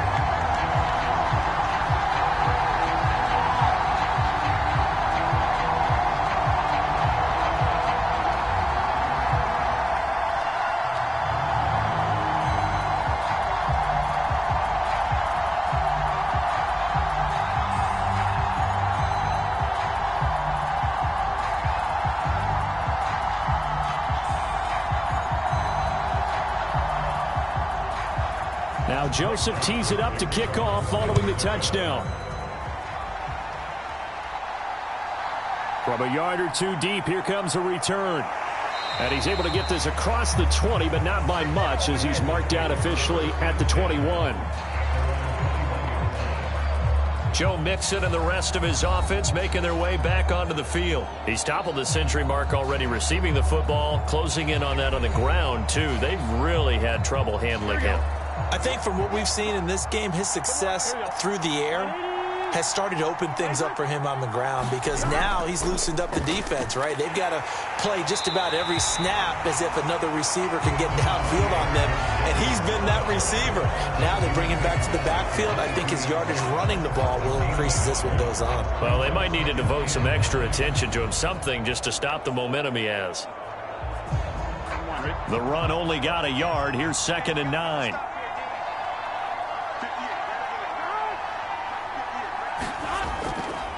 Again, it's Mixon. And he'll be upended here after a pickup of 3, getting it out to the 25.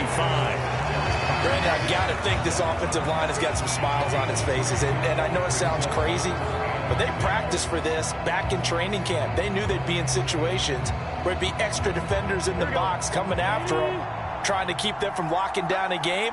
Right now, they want to show the world they're up to the challenge. And this will not get close to the 1st down marker as he's brought down at the 26. And the big fella stuffed that one up in a big way. I think doubling him has to be a priority because you can't move up to the next level if you don't take care of him first.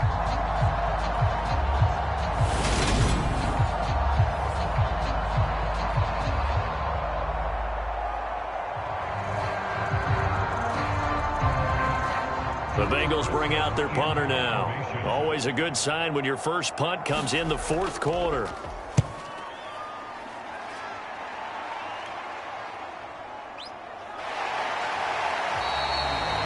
A big kick that time, 52 yards. And the Vikings will take over here 1st and 10. Minnesota's offense takes over possession. Their defense was able to force the punt a moment ago, but that's really the first of about 8 steps that need to go right for them to get back in this as they start here 1st and 10. Here's Cousins.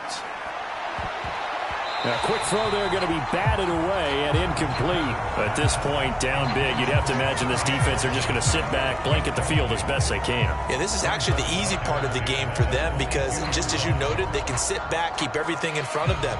But they blanketed the field the entire game using a variety of coverages. So now 2nd and 10 after the incompletion on 1st down. To throw, Cousins. In trouble here, and down he goes. Back at the 8-yard line. There's Sam Hubbard that time in there to bring him to the ground. You can almost see all the defenders rubbing their hands together with glee because we all know they relish the chance to bring down a quarterback of his caliber. Anyone who brings him down has plenty to talk about. Not just a sack, but a big win built off the efforts of this defense.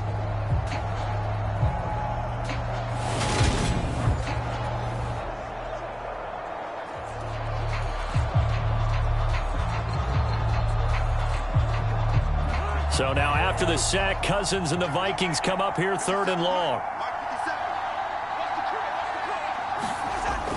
Looking to throw. That's a quick slant. He finds Adam Thielen. That's good. The completion there for 7 yards. And it'll be 4th down. You got the big lead defensively. Willing to give them that underneath stuff, right? And this is why you work on your tackling. Tackle them after the catch, inbounds, keep the clock running. Just go ahead and bleed the game out that way.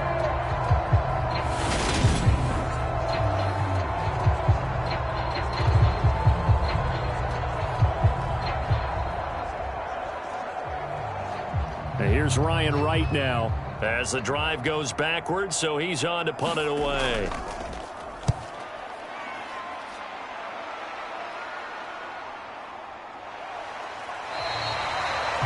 It'll be a 51-yard punt that time. And the Bengals will take over here 1st and 10. T. Higgins out on offense with the rest of his teammates for this next drive. They have to like what they've gotten from him in this game. Think about the accumulation of catches. 8. The yards per catch now, because you're getting more than a first down every time he's touching the ball. This is the kind of game you want when you're able to throw it out wide. Absolutely. Over 100 yards, has the 8 catches.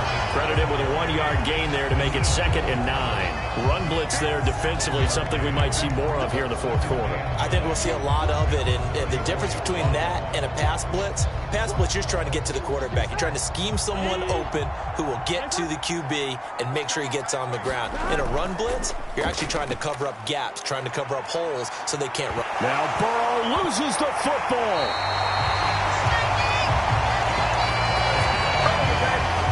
Second time in this game, Charles, the ball has squirted out from his hands. Luckily, his teammate was there to pounce on him. You're right. Got the lucky bounce, able to retain possession. You know, we often talk about the combine and why do we measure quarterbacks' hands. Is that really a big deal? It's for situations like this. Do you have the hands big enough and strong enough to hold onto the football while being jostled?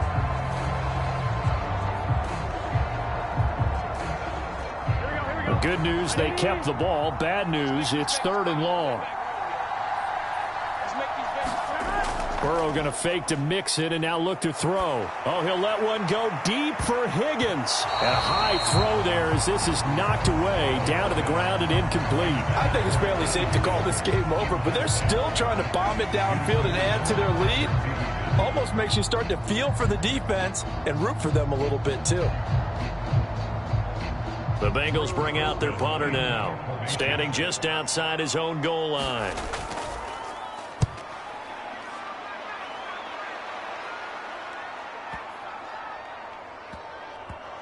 And this will be touchdown inside the 20. They'll spot it at the 18-yard line. And now out comes Minnesota. Even though they were able to force the punt defensively, still a big hole to climb out of, especially at this late stage of the contest.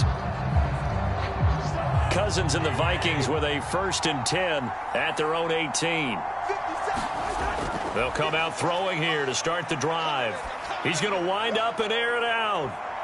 And this a leaping effort, but it's knocked away and incomplete. Even with such a big lead late, the effort hasn't lapsed one bit. If the offense wants to score some points in this one, they're going to have to earn it. These guys are not giving up anything. So after the incompletion on 1st, now 2nd and 10. Cousins. And that one off the mark behind him, incomplete. Well, so far in this drive, they've done some good work. They force incompletions on 1st and 2nd down, bring up 3rd and 10. That brings up the big question. Do they bring pressure or do they play coverage on this down?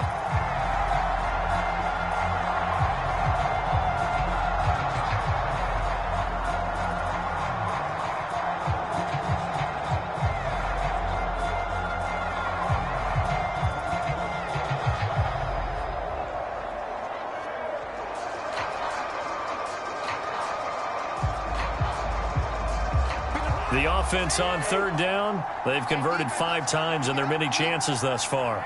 This is 3rd and 10. And he fends him off. But in the end, the pressure too great, and he goes down. Multiple defenders there to drop him for a loss of 4. Got to give him points for the attempt, but there's just a wave of pressure there. A host of people in the area. Evades a few, but couldn't evade all of them.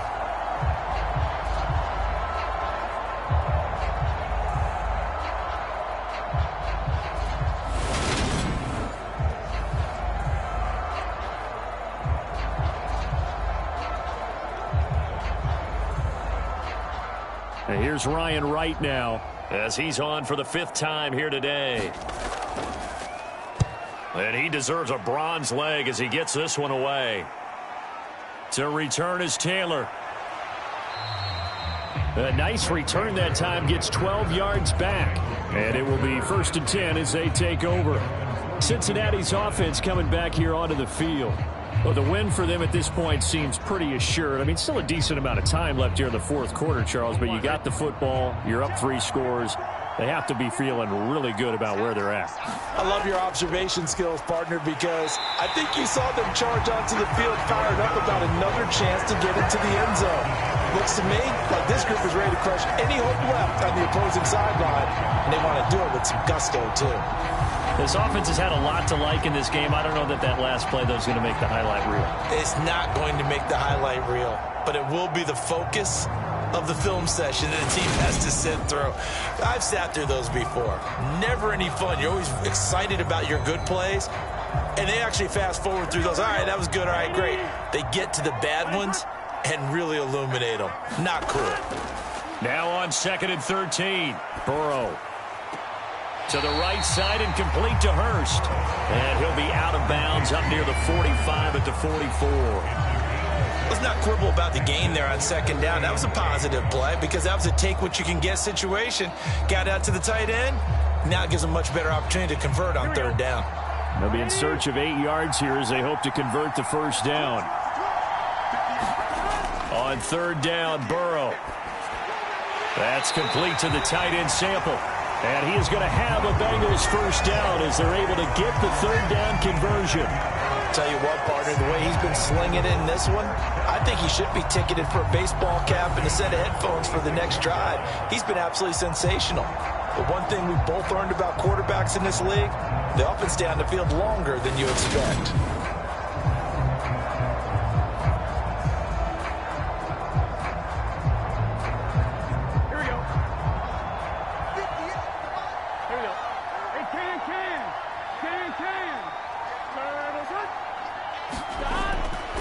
Mixon with a 1st down carry. And he's going to take this ahead for right around 3 yards, but no more than that. 2nd down. Well, that's just a pile of bodies there, and that's when you kind of find out who's a tough guy, right?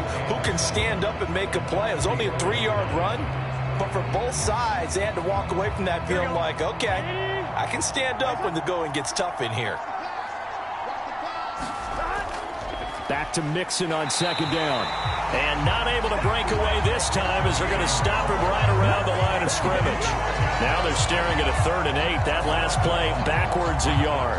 When this offense gathers to watch the tape, they're going to like a lot of what they saw. They put up big numbers, but they might fast forward through that last play. Oh, there won't be any fast forwarding, partner. I've sat in those sessions before. You end up spending more time on the bad plays than you do on the good ones. It's just the nature of coaches.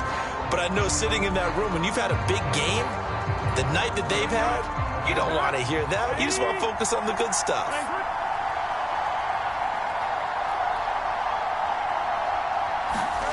Burrow looking to pass. Got a man. It's Chase. He completes it. And this is going to turn into another 1st down as the tackle is made at the Vikings 33. 11 yards there as they connect on the quick slant. Well, there's absolutely been no stopping this offense today. They already have the big lead, obviously. Here in the 4th quarter, they could coast to the end, but right now they're not passing up any chances to put up some garbage time yardage. And, partner, why would they? Because who knows the next time you'll be playing as well as you have today. When you're in that zone, you go ahead and take full advantage of it. You don't worry about your opponent. You just worry about what you're doing. Inside handoff to Mixon. It's a pickup of 4, and it'll bring up second down. Just 2 minutes remaining here in the fourth quarter of what has been a one-sided affair. So the Bengals in possession of the football here as we get you reset. And the scoreboard on their side, they're just looking to melt away these final couple of minutes and put this one in the left-hand column. Back to Mixon on second down. Give him 4 on the carry, and it'll make this a 3rd and about 2. Back-to-back 4-yard runs. Now, look, if they just do that all the way downfield, ball ends up in the end zone, but that's a little difficult to do. Yeah, I think now 3rd and 2, that defense ready to stiffen up and stop that run. Play number 9 set to come here on the drive on 3rd and 2.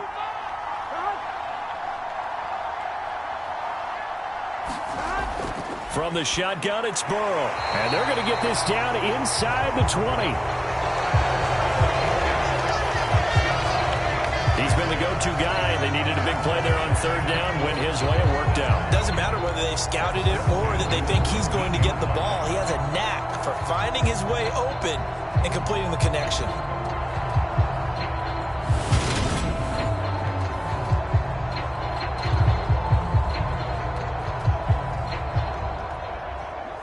So here's a 1st and 10 now, down inside the 20.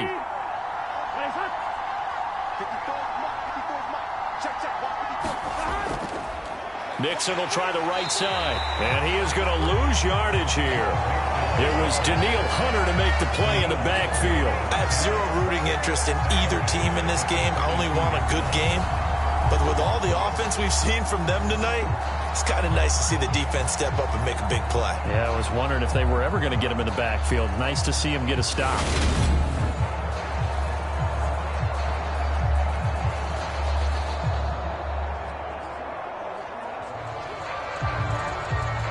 So maybe just a momentary setback on what's been a great drive so far, but 2nd and 13 here.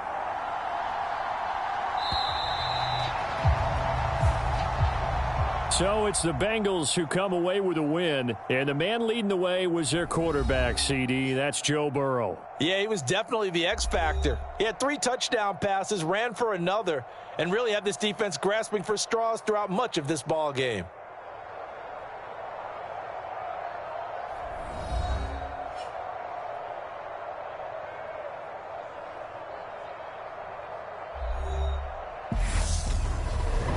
So that'll do it for us. For Charles Davis and all our crew, I'm Brandon Gaudin. You've been watching the NFL on EA Sports. With that, we say adios from Mexico City.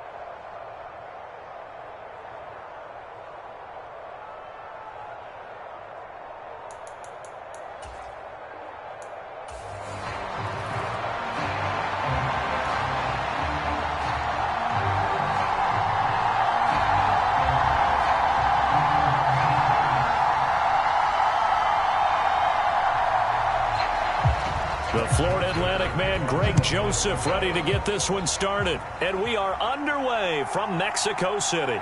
From a couple yards deep, he'll bring it out of the end zone. And he returns this to the 22.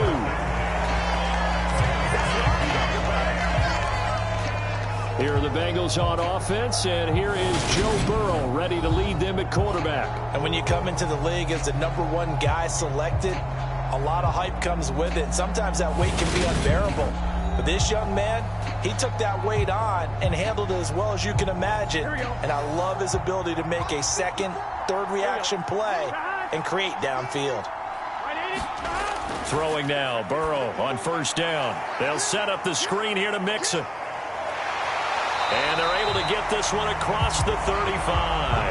A good start offensively. 15 yards on the game's initial play. And as you're game planning as a staff, you go through all the different ways you can neutralize the other guy's pass rushers. Extra linemen, leave a tight end in, bring your running backs back in to block. Or you can do this, a little simple screen pass, and it works to perfection.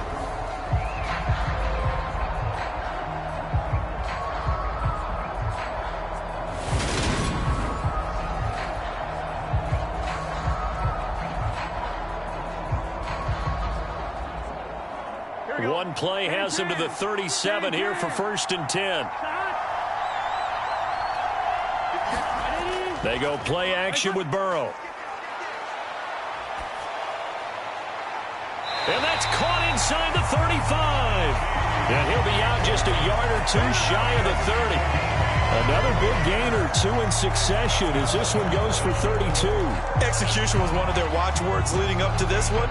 And on that play, able to execute brilliantly here on this opening drive.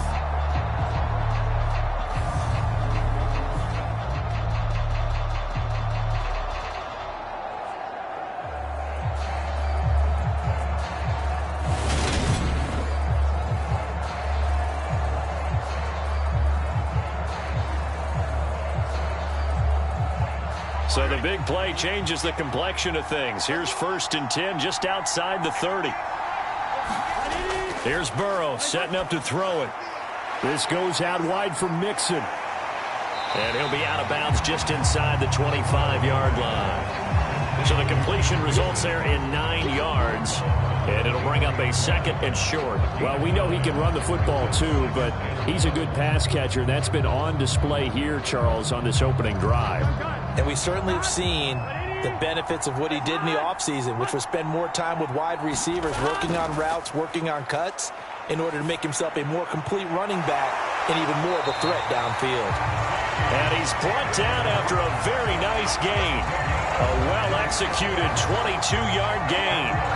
Boy, no problems getting down the field here on this opening drive. They've looked really sharp in the early going, and they've come up with some big plays already. Here's another that's going to set up 1st and goal.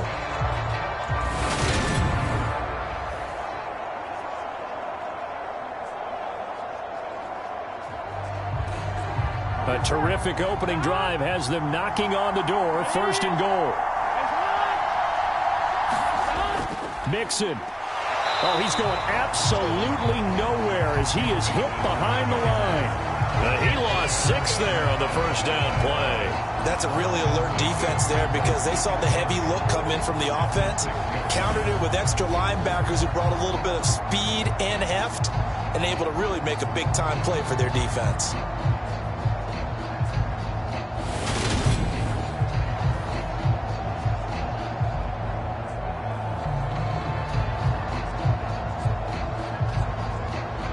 Second and goal from the 6 this time.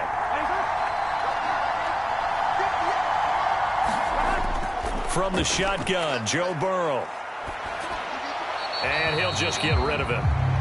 It's been a good opening drive offensively thus far, but you know they don't want to waste it and settle for a field goal attempt after that incompletion. So this is a big play coming up here on 3rd down. A big play forthcoming. Here's 3rd and goal.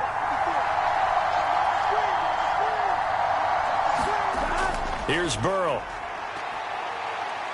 Being chased out left. And this is caught. For the moment, it's a touchdown, but multiple flags down, so let's sort this out.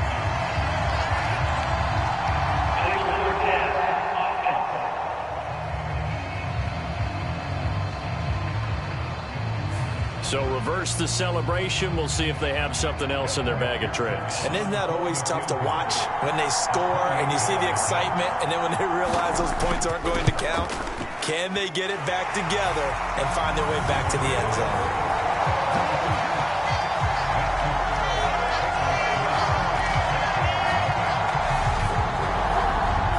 Well, after marching down the field, only getting 3 there, kind of feels like a win for the defense. And it does. They'll go to the sideline feeling a lot better that they didn't give up a touchdown after the march against them. But if I were the offense, I wouldn't hang my head over that one. That's a good drive, and 3 points were put on the board.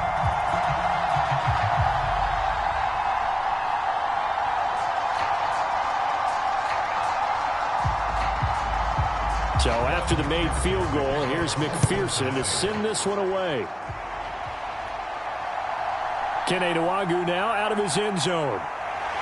And he'll be stopped right around where he would have been had he gone down to a knee, maybe a yard shy of there at the 24.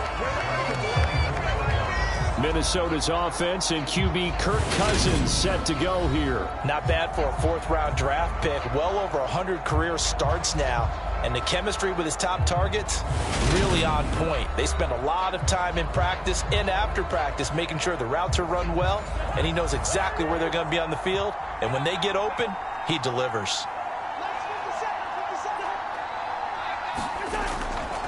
A little jet sweep to start the drive.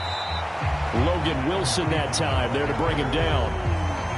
Let's just make this one succinct. Nice job there. All 11 guys on defense diagnosing the jet sweep and putting it down.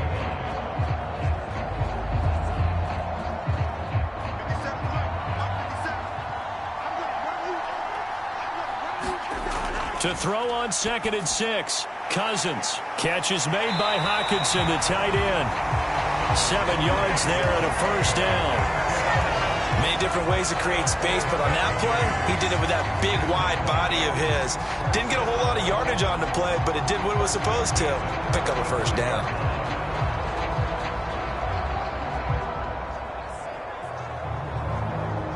Ball up to the 35 now as they come up on 1st and 10. Cousins now. That's complete to Justin Jefferson. So the completion results there in 9 yards. And that'll give them a short yardage situation here for 2nd down. In so many ways, throwing the hitch route is actually one of the safer things an offense can do. Get the ball out to the receiver as fast as possible, hope he's got man-to-man coverage, and hope that his athleticism wins on the perimeter.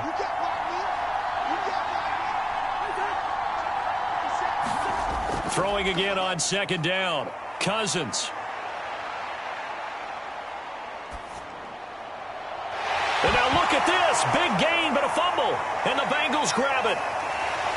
And his guys are going to get the football at the 37-yard line. A lot of talk this week about ball security. In fact, they added an extra period in practice to be more secure with the ball. It didn't work out there. Well, sometimes you just get overexcited during the game. You may all of a sudden make your catch, see some open field, and decide you're going for it, and not realizing the danger lurks while you're doing so. And there's your end result right there. A very good starting field position from the Bengals here as they come up 1st and 10 at their own 37. The drive will commence with a run by Mixon. Dances by him. And this will be good for a pickup of 9 to the 46. A nice run here early on. It doesn't take a great play caller to realize you want to establish a guy of his caliber with runs like this early because they will pay dividends as the game progresses.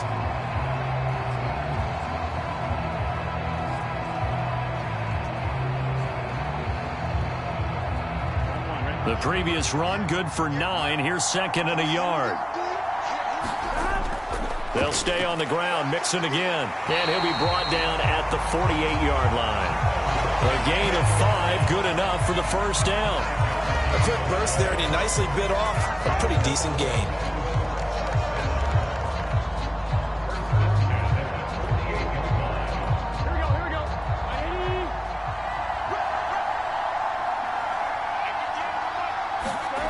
On 1st and 10, Joe Burrow. And this throw a bit late as he couldn't reach back for it. That certainly appeared to be a play call where they were just trying to make 2nd down, 2nd and short.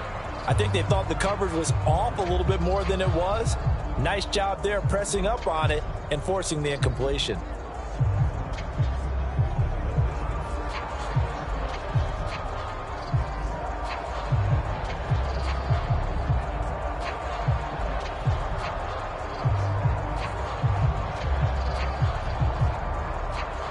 An incomplete pass on first down. That leads to a 2nd and 10. Now Burrow. Here's Higgins out of the right side. And this is going to turn into another first down as the tackle is made at the Vikings 35.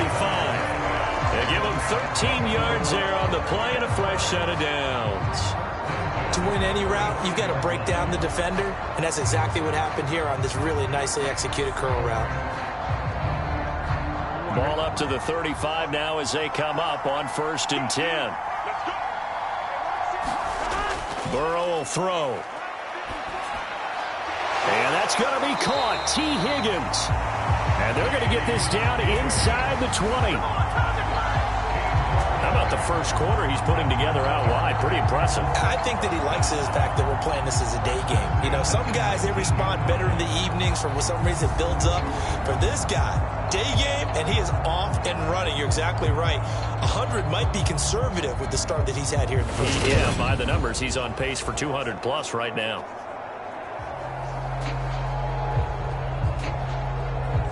They had to settle for 3 last drive, hoping this second go-around ends in 6. In good position, 1st and 10. Running left, it's Mixon. And he is going to lose yardage here. Credit Zadarius Smith, able to get through and make that tackle for a loss. We talk about defenders, specifically linebackers, keeping their eyes in the right spot. He had that eye down the entire time. And you know that's not easily done because they throw a lot of misdirection at you. They try and fool you and get your eyes in the wrong place. But you're right about that one. He correctly figured that one out and made a really nice play.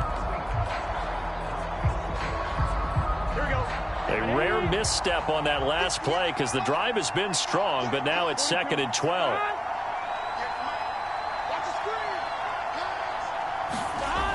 They'll set up to throw. Able to find Higgins. So it's a gain of 12 there on the reception. And that'll bring up what looks to be a 3rd and inches. Can't be more than a half a foot. It's a nice completion and a little bit of run after catch as well to create the yardage that they got. But it is so tough to cover that route, the drag route, because they run it at varying speeds. Because the key is to create hesitancy on the defender's part. Always so empathetic for those DBs, aren't you? This will be the 8th play of the drive, and it's 3rd and inches. They give to Mixon to try to pick it up. And he will take it on in for a Bengals touchdown. Joe Mixon, a 9-yard touchdown run. As his guys are able to extend their lead. Well, they were looking to pick up the first down on 3rd and short. They got a little more than they bargained for, finding the end zone as well. And oftentimes in short yardage situations, you get a lot of defenders stacked near the line of scrimmage, partner. So if you can get past that first wave, there's usually room to roam, and he found it.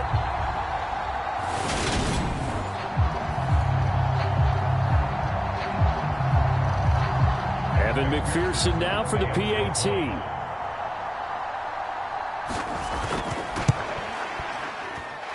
He's got it, and now it's a 10-0 lead here in the opening quarter. So that drive in total 8 plays. And it all culminated in the touchdown run coming from Joe Mixon.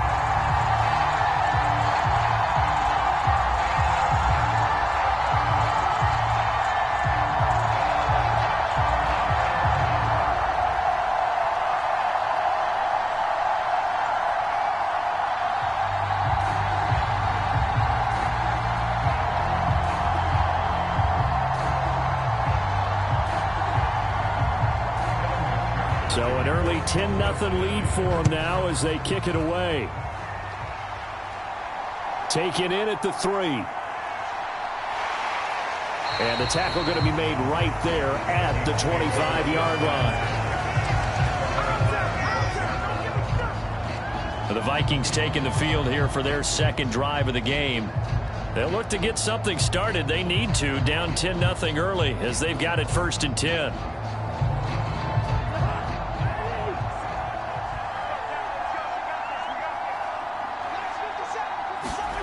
Now Cousins. Setting up the screen for Cook. A good convergence there defensively, only a yard, and it's second down. Nice job by the defense figuring that play out and holding it to a short game, but I don't think the offense is going to be daunted. They actually accomplished their goal there. Now they've got them aware that they can throw a screen at them, maybe to slow the pass rush down a little bit, and they can throw it downfield.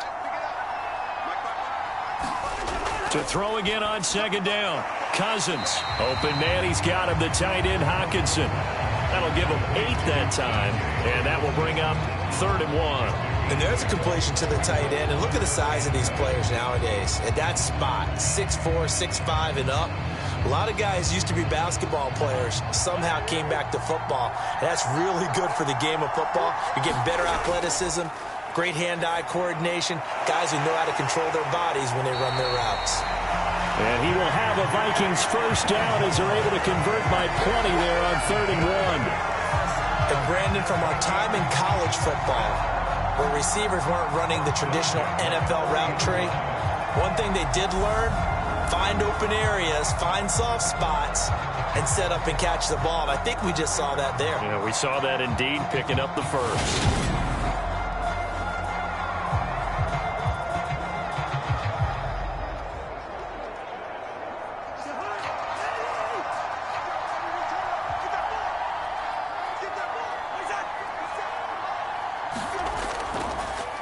The first carry now for Dalvin Cook. And he'll be stopped right at midfield.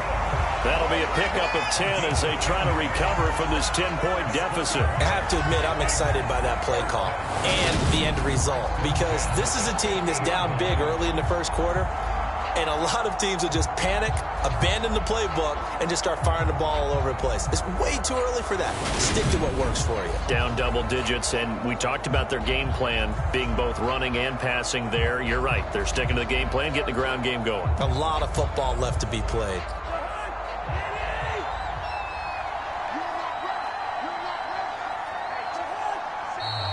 Now we've got movement up front, and I think this is going to be on Minnesota.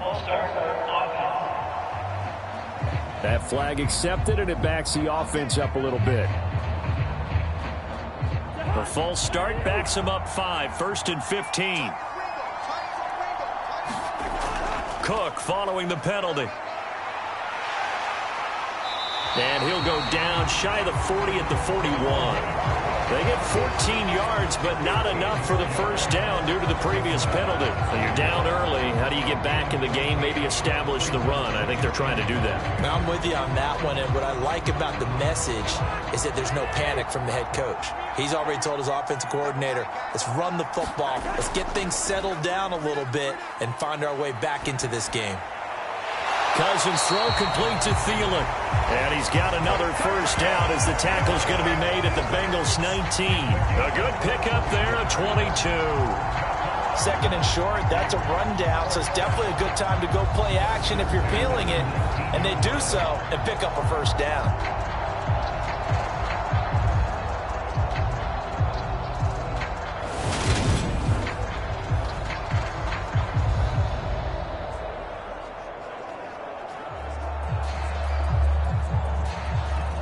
So here's a 1st and 10 now, down inside the 20. From the red zone now, Cousins. And able to get him down, but he does reach the 5. Opted to run for it. The decision a good one, picking up the first, getting 14 yards on the scramble. Well, it looked like a quick hitter, a 3-step drop, but when it's not there, what do? He elects to try and escape through the massive bodies up the middle, and he does so and picks up positive yardage.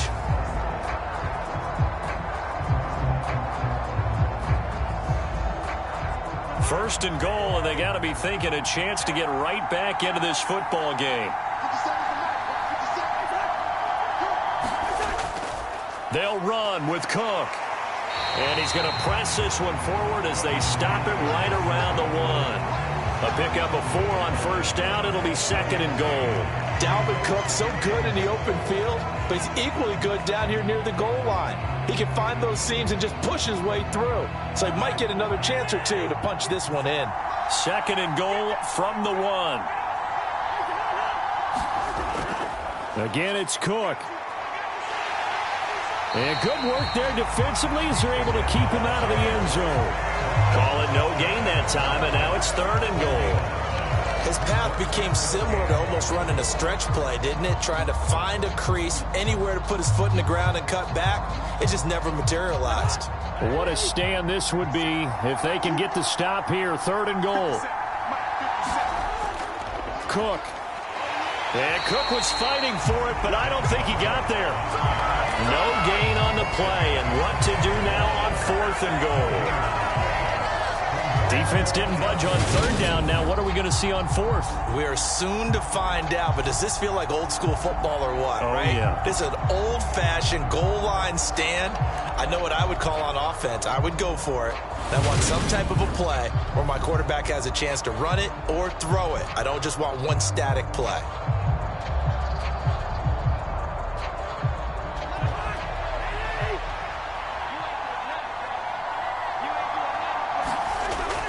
They'll run for it. Cook. And this is going to be nowhere close. Needed some inches and ended up losing yardage. Cook turned away on 4th and goal. And the Bengals are going to get the football back. And defensively, they were ready for that. A full-on blitz on 4th down, and they stop him short of the marker. Oh, someone's got to feel really good about that, and that's the defensive coordinator. He dialed up a great run blitz defense, and they hit it just right. Stack that thing up. They're going to feel awesome going to the bench after that big play. Here's Joe Mixon as they start on the ground. And he's going to take this up past the 10 to about the 11. 7 yards on the pickup there, and it'll leave them with a 2nd and 3. I think they're ahead of schedule now after that run. They might be bold with this 2nd down call after that type of a gain. So they'll come up after the gain of 7 on a 2nd and 3. Off the play fake, here's Burrow. Oh, he'll let one go deep for Higgins. And that will be incomplete. Tried to dial up the long way out there, but it'll be 3rd down. That's what you're going to need to do against those big receivers. You got to get in there and get physical with them. That time he got in close, got in tight, and knocked the ball away. So the incomplete pass on the last play, and that leads us to a 3rd and 3. Now it's Burrow. Open man, it's complete to Higgins. And he is going to have a Bengals 1st down as they're able to get the 3rd down conversion. Defensively, they're going to have to do something about him in a hurry because that last catch puts him over the 100-yard mark. We haven't even hit the 2nd quarter yet. And you did say they'd have to do it in a hurry. It has to be right now because as his confidence grows, it'll actually overwhelm the defense. No matter what they do, he'll feel like they can't stop him.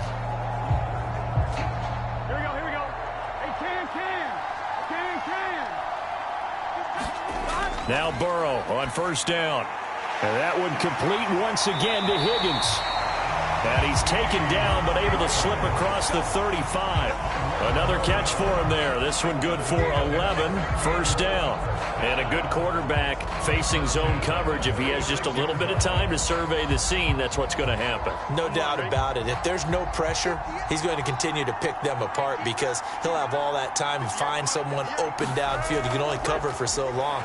So maybe they want to go to a zone blitz scheme, get a little bit more pressure. Remember when Carolina did that against Denver? They lost the game ultimately. They dropped the defensive end out, and he ended up with an interception in that game in Super Bowl 50. Maybe some sort of scheme like that to try and get more pressure at the passer. Here's 2nd and 9.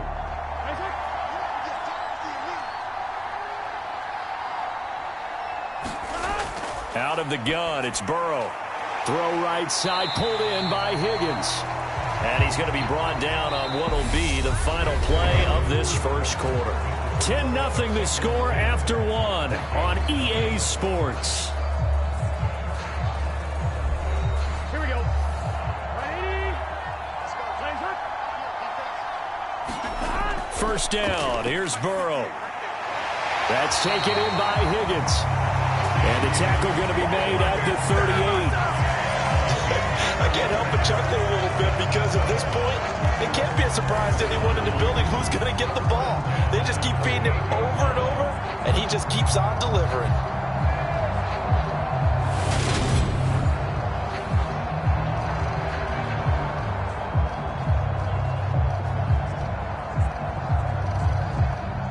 From Viking territory now, they'll come up 1st and 10 at the 38.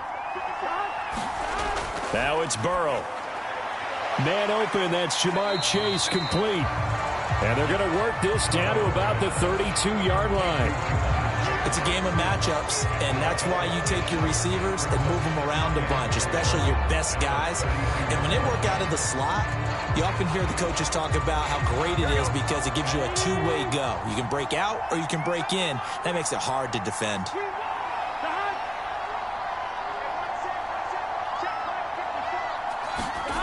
Looking to throw again on 2nd down. Burrow looking for Higgins, but it is intercepted. Picked off by Harrison Smith. And the Vikings are going to take possession of the football. So that changes things. You get the interception, and then to boot, a good return tacked on. And really, it was down to him versus the quarterback on the return, and that's one you would think the defender would win. But a nice job there of seeing the play all the way to the end and making the tackle by the QB. The Vikings head out to take over once again. And they'll start with great field position, trying to get back into this one. It's 1st and 10 here.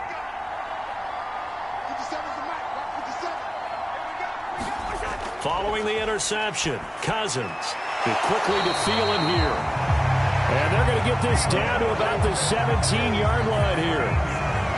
That was a nicely run slant route, and what the receiver's trying to do is make the defender think he's going upfield for a deeper route and then breaks it off, usually after about 3 to 4 steps, and cuts towards the middle of the field. And now what he's trying to do is use his body to keep the defender away from the football and give the quarterback a really nice target. And brought down, but not before they get it inside the 10 to the 7. It's a 10-yard gain there to set him up 1st and goal. What makes a draw play like that successful? Well, we did see where he made the first wave miss, and that was a big part of it. But a lot of it is just being actors back there, making the defense think it's going to be a pass.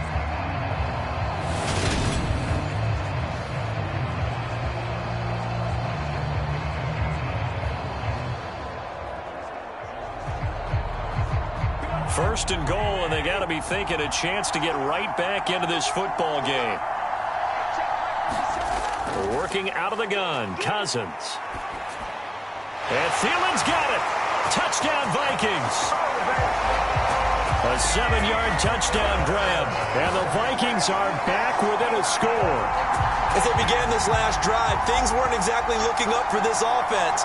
But after what they just did, putting the ball in the end zone, that took them away from the brink of possibly being knocked out of this game.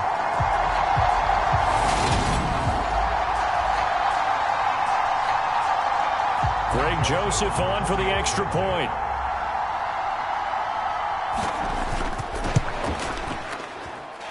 And they're back within a field goal. It's 10-7 now. So they only needed 3 plays on that drive. And it ends with a touchdown pass to Adam Thielen.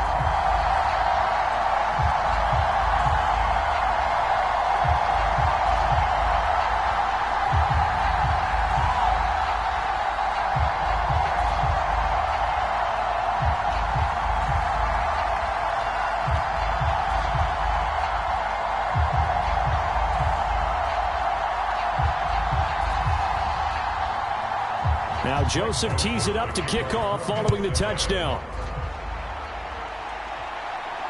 This fielded right at the goal line. And a good return as he'll be stopped just shy of the 30-yard line. T. Higgins leading the Cincinnati receiving corps out for this upcoming series. He's been really good in the yardage category, yet to hit the end zone, however. A minor blemish against him right now because the work he's doing catching the ball, in some ways he's helping serve as good ball control because the big plays that he's making have really helped out his team. Absolutely. They're winning on the scoreboard here in quarter number 2. And he's going to lose yards. They take him down at the 26. But despite the completion, they're going to wind up losing 3 there. Second down. Heck of a play there to get to him quickly and get him down for a loss. I think they did a really nice job getting ready for this game, scouting, watching film, and understanding defensively what the play design was.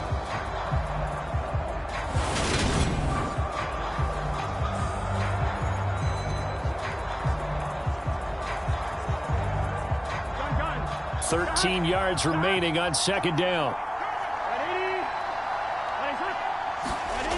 They're passing here. Joe Burrow. Pressure coming from the Vikings, and they get there and bring him down. Was it Darius Smith there getting in and bringing him to the ground? Okay, you know my bias is about to come out here. A lot of people think that the offense is just moving in the wrong direction.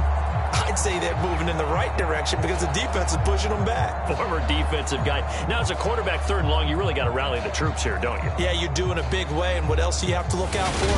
More pressure coming at you because it seems to be working pretty well.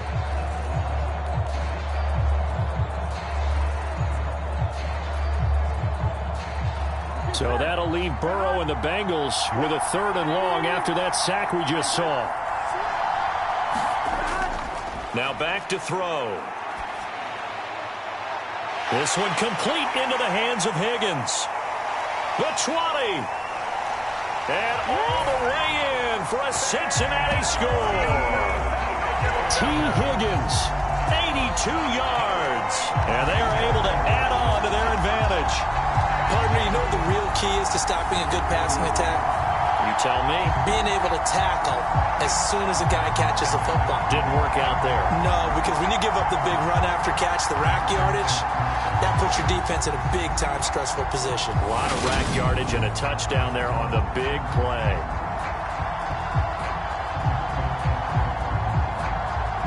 McPherson now for the extra point.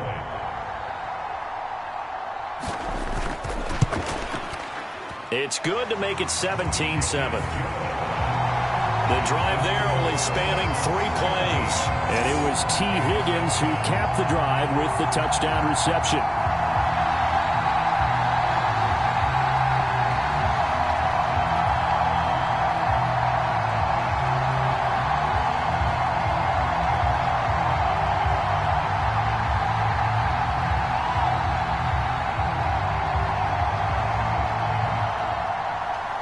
After the touchdown, McPherson on to kick this one away. Nwangu now from his end zone.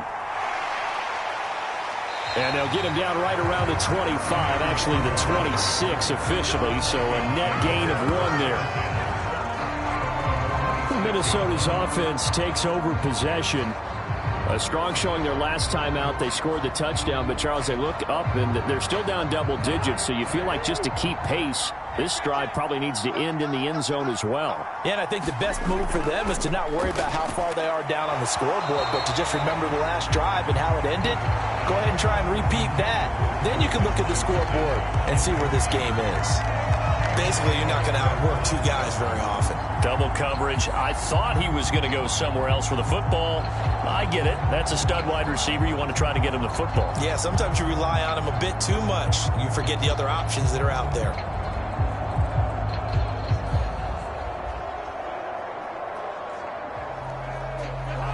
After the incomplete pass, here now is 2nd and 10. Now Cousins. And he will be hit from behind and run over. Wow. Trey Hendrickson showing off his pass rush repertoire that time. Now that was a passer's nightmare. The front door totally shut down by the defense, so he kept going backwards, hoping to find another avenue of escape. It didn't exist.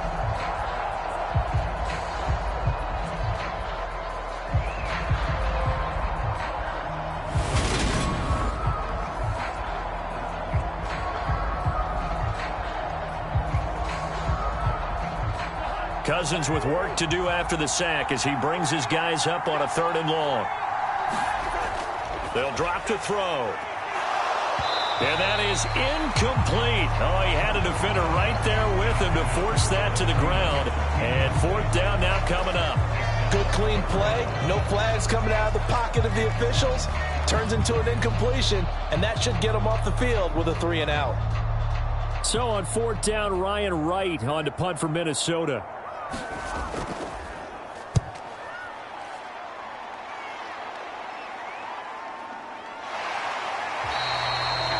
It's a 4-yard return following a punt of 49.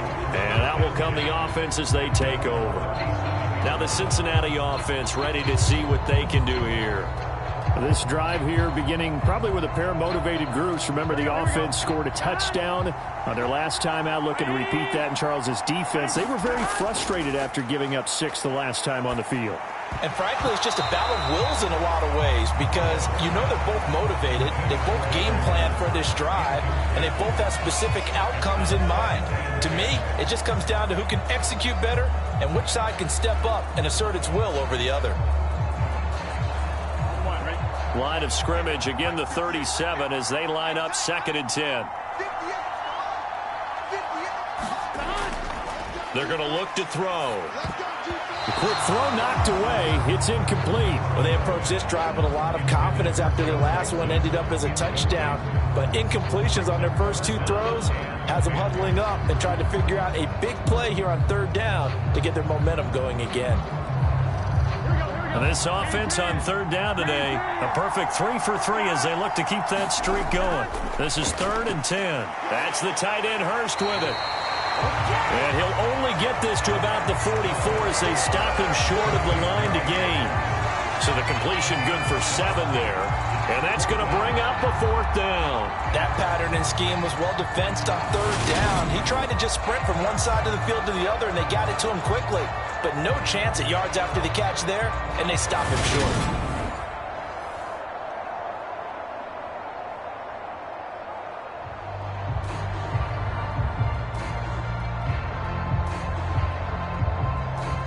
Fourth down, out comes the punter, Drew Chrisman.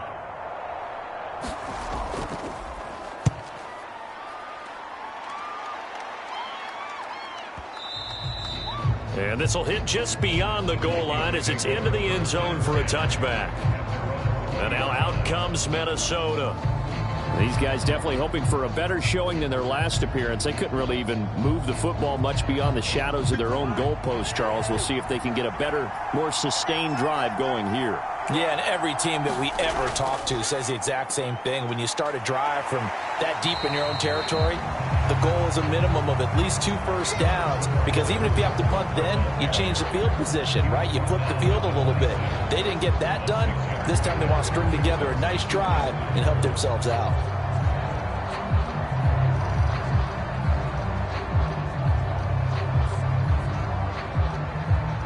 The last run got 6, now 2nd and 4. From the shotgun, it's Cousins.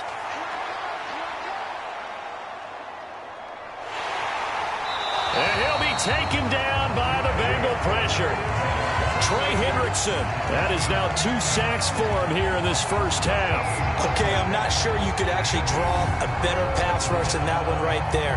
Nowhere to go outside. He had to keep backing up and backing up and backing up. Eventually dropped for a huge loss.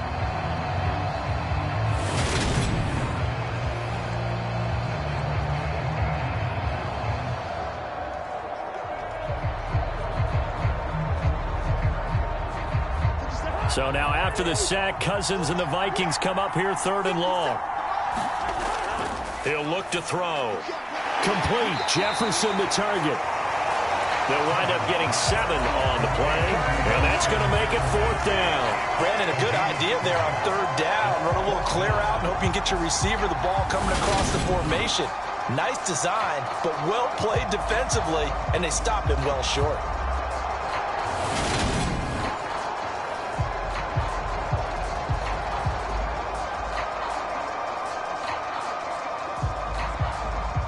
So on 4th down, on is the punter, Ryan Wright.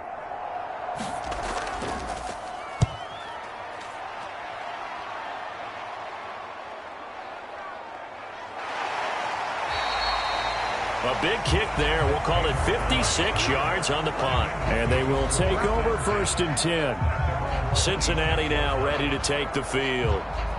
Charles, a very uninspired effort. The last time we saw them out there was a quick 3-and-out, and they punted the football. Yeah, and you never want to get stopped so soundly during a series, but what would be even worse now is letting it happen again right here. They've got to get going. He'll be dropped after a gain of about 6 across the 30 to the 31. Well, if you do read man coverage, Brandon, the drag route's a pretty good one to run against it because you're running away from people on it.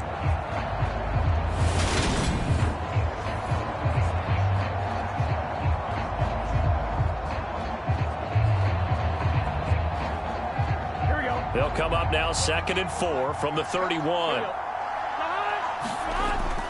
Burrow going to give this to Mixon. And he'll push forward for a couple to the 34.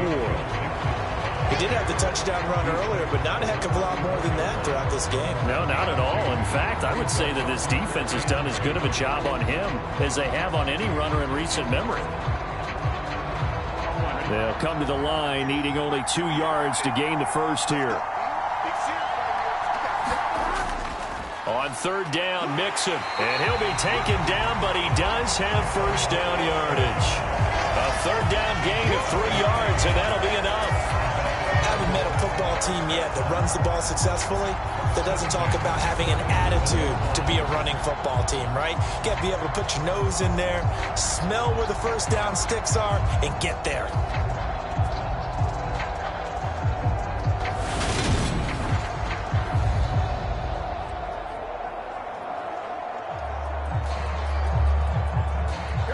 Line of scrimmage, the 37 on 1st and 10. Once again, they run with Mixon. And there just continues to be nowhere to run. He's bottled up again at the line of scrimmage.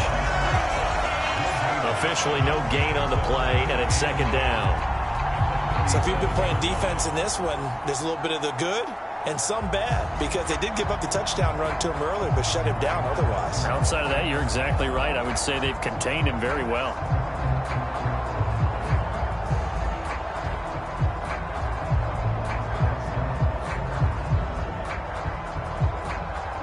So after the run for no gain, here's 2nd and 10. And now they will throw it with Burrow. And his throw here's incomplete. They certainly thought he had an open look beyond the 1st down marker to his receiver, but they just couldn't connect, and that will send them back to the drawing board.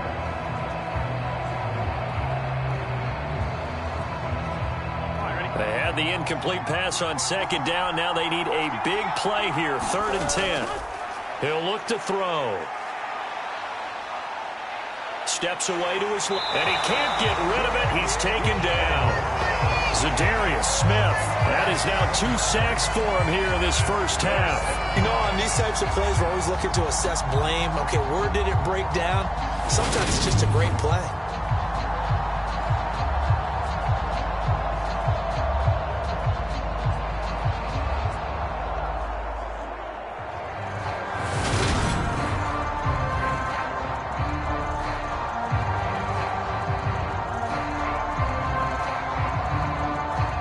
On 4th down, Drew Chrisman on to punt.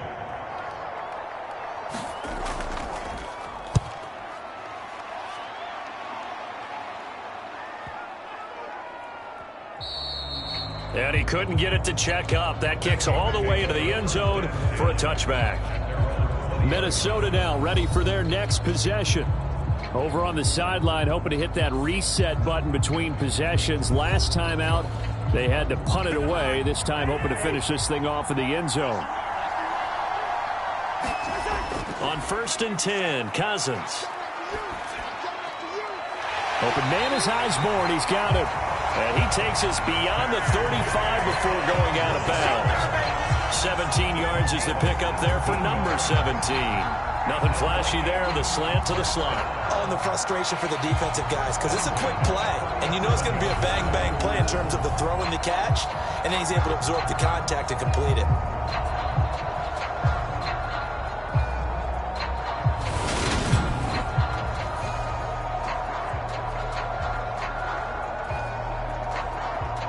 One play has him to the 37 here for 1st and 10.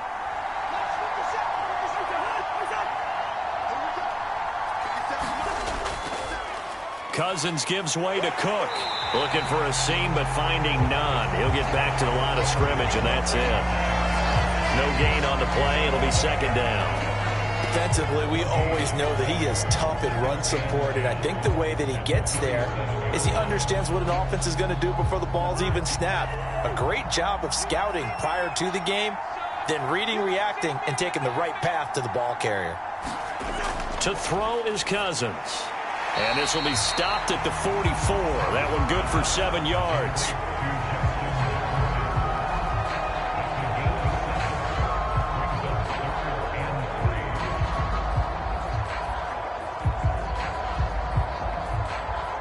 This offense so far on 3rd down, they've only converted once in 4 tries. This time it's 3rd and 3. Here's Cousins. And that nearly intercepted. Well, for a guy known for his hands defensively, that's a ball he probably thinks he should have come up with. But instead, it's 4th down. How about this defense? They came up with a couple of big plays in this sequence, and none better than the one right there, forcing the incompletion and bringing up 4th down. He's been a busy man here in this first half as he gets it away. Now this is going to carry well into the end zone for a touchback. Cincinnati set to take over once again. Obviously not the intended goal last drive. They had to punt the football, but still they've got the lead here, and now a chance to add on to that lead if they can get points on this drive. 1st and 10 upcoming. They begin with a run by Mixon. Fights forward for only about a yard up to the 21. Well, sometimes you just have to give credit to the defense. Great job there at the point of attack, holding up. They won their battles at the line of scrimmage, left him no space to try and run. A really nice job swarming to the ball carrier. 2nd and 9 now from the 21. Burrow looking to pass. He completes it to Boyd. And he's going to get this one across the 30-yard line. Burrow to Boyd there for the Cincy first. And with that completion, he's now north of 200 yards here in the first half. Boy, a tough start for the secondary defensively. It is, and it's got to put a dent in their confidence. And, you know, you always want to keep that up and feel like you can always bounce back after plays. But with the kind of numbers he's putting up here, it's starting to wear on them a little bit, I think. So they're looking at each other and trying to figure out what defense will work and how can they play better without getting beat deep for big passes. Throwing now, Burrow on 1st down. The Vikings after him, and they get there for the sack. And Daniil Hunter, he's the one who gets in there and brings him down to the ground. Well, he shot in, CD, like he was out of a cannon from that linebacker position. And even though they had a running back in the backfield, no one could stop him. Well, you certainly diagnosed that play perfectly because as fast as he got into the backfield, you're exactly right. The running back had no shot to get over and try and protect his quarterback, and a sack resulted. Sacks, a growing theme in this first half. This is 2nd and long. Another try after the 1st down sack. Burrow out of his hands quickly to Higgins. And that was yardage that they needed there after the sack on 1st down. They didn't get all of it back, but now they look at 3rd down as a manageable situation, one that they have a much better chance of picking up. They don't need to run another play here before the 2-minute warning. Let's see if they do it anyway. Burrow on 3rd down. Dancing to his left to Mixon on the check down. And he is going to have a Bengals 1st down. They needed 3. He doubled that. He got 6.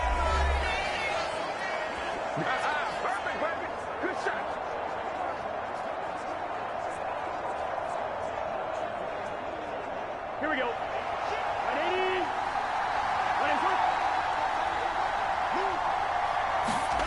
From the shotgun, Joe Burrow. That's caught over the middle by Hurst. And down he goes at the 45 after a pickup of 9. Nice rhythm throw there on 1st down. He located his tight end, made a nice easy pitch and catch. Hoping he can break a tackle or two. Wasn't able to do that there, but still good yardage.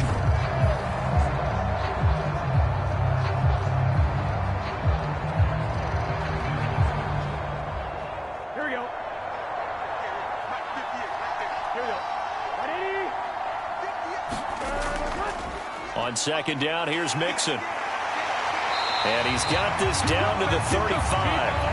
40 yards rushing on 12 carries for him now. We both know it's difficult, but they've made it look effortless out there. Through the air, on the ground, they've moved the ball with relative ease.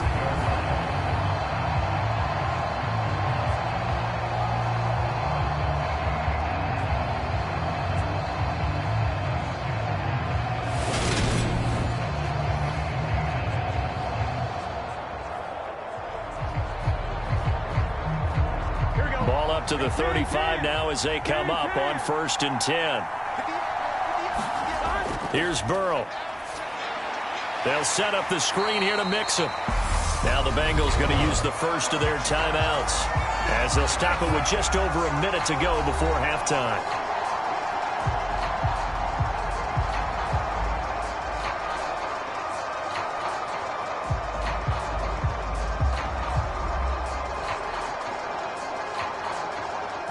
A small bit of adversity here on what's been a strong drive as they come up 2nd and 12.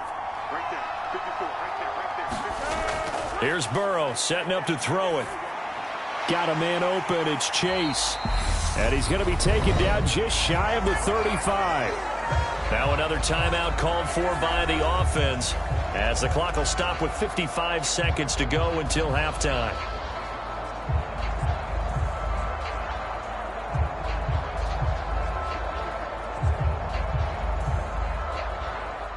And it looks like we've got a dime set here defensively. 6 DBs in the game. Burrow will throw. Open man is Higgins. And this is going to turn into another first down as the tackle is made at the Vikings' 25-yard line. 11 more yards there. This methodical drive continues.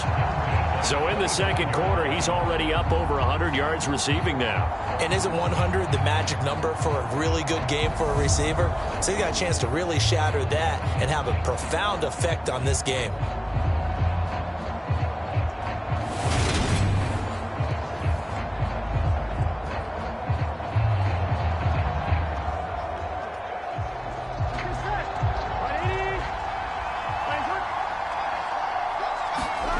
To the air again, Burrow. He's got his big tight end. That's Hurst. And he gets it inside the 10 to the 9. Another nice gain, 16 yards there and a first down again. Just picking up yardage in bunches here these last few plays. They have moved right down the field, and just like that, they're going to be set up with a 1st and goal.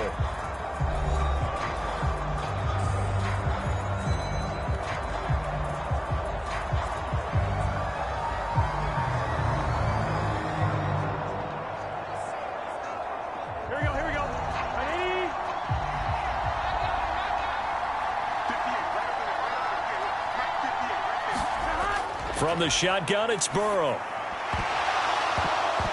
And that's going to be incomplete.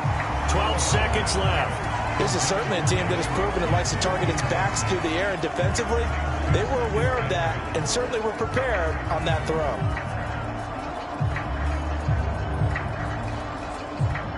Another shot from the 9 on 2nd and goal. Now Burrow. And he's left with no option here but to throw it away. All right, Captain. It's batten down the hatches time defensively. Dodged 2 pass attempts to the end zone. Now what do you think they're going to try and dial up on 3rd and goal? Well, knowing them and knowing what we just seen, I think they're throwing it again, don't you? I think you have to. I think in this situation, you've kind of run out of your running plays. Fire another one into the end zone. Big play coming here. It's 3rd and goal. And Burrow going to throw again.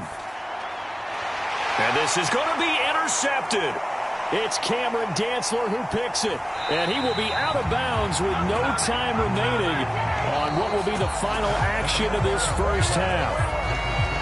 So we reach halftime here in a 10-point game as we send you up to Orlando to check in with Jonathan Coachman and our EA Sports Halftime Report. Okay, Brandon, thanks very much, and welcome in everyone to our downtown Orlando studios in this EA Sports Halftime Report.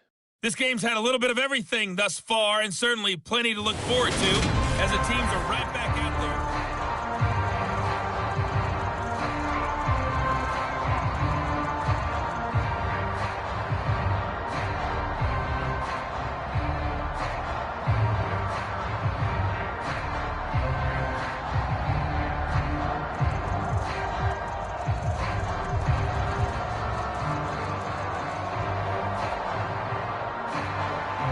The Vikings set to receive the second half kickoff, and they trail it here as we resume play. Fields it right around the goal line. And he'll take it up past the 25 to the 26-yard line.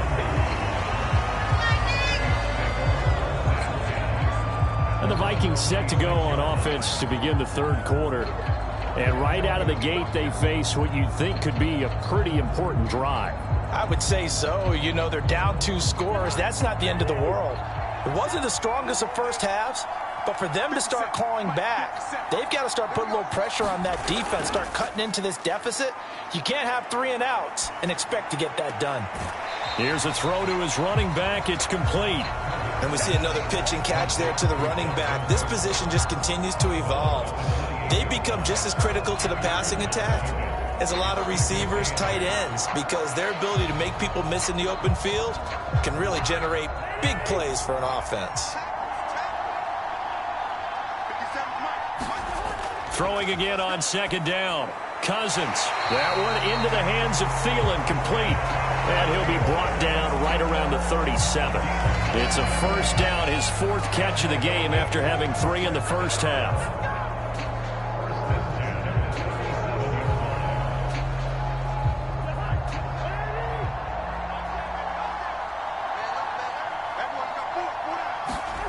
Cousins to throw it.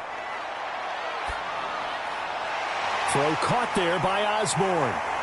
And he's going to get this down to the 35-yard line. A very solid gain of 27. A couple of first downs right in succession, and this is an offense that can really use a good drive, and they're off to a fast start here.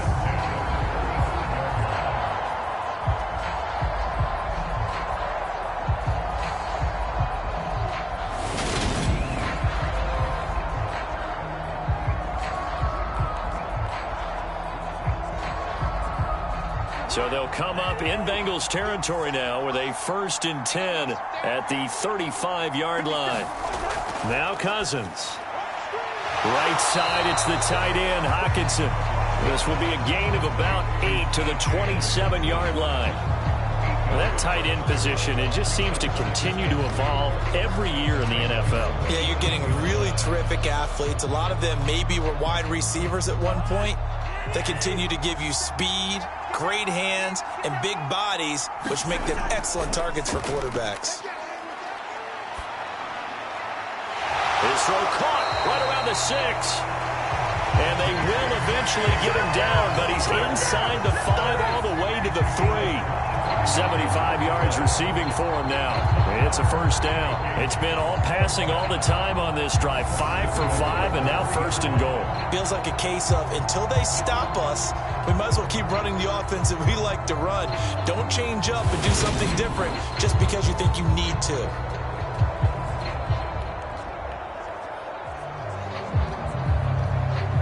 First and goal, and they got to be thinking a chance to get right back into this football game.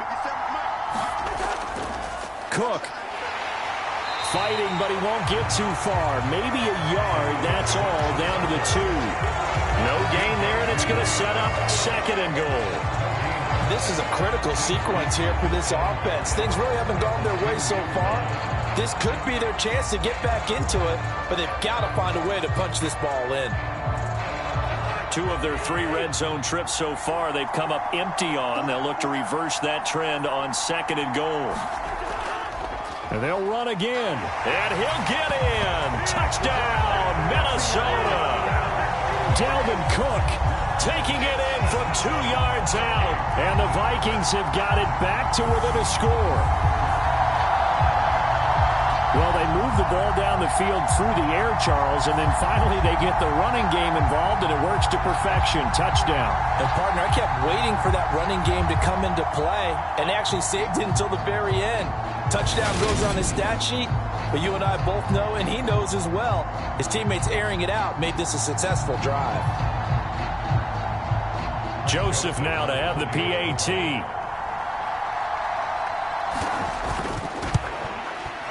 And this is up and good to make it a 17-14 game. So this drive spans 7 plays, and it's capped off by the touchdown run coming from Dalvin Cook.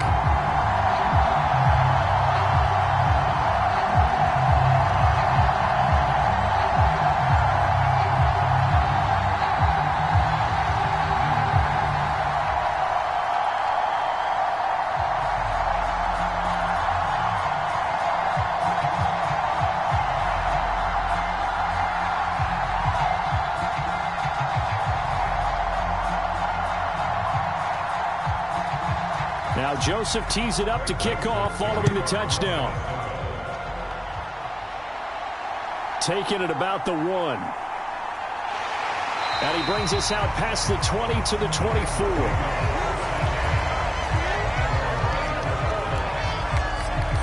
So here are the Bengals now as they get their first possession of this second half. And maybe some renewed pressure on this unit following the touchdown a moment ago. It's back to a one-score game. And because of that pressure, because it's now a one-score game, they know this is where you need to slow the momentum change, because otherwise that could overrun your team. You've got to be careful right here. Hayden Hurst, former first-round pick, the intended target. And now it's second down.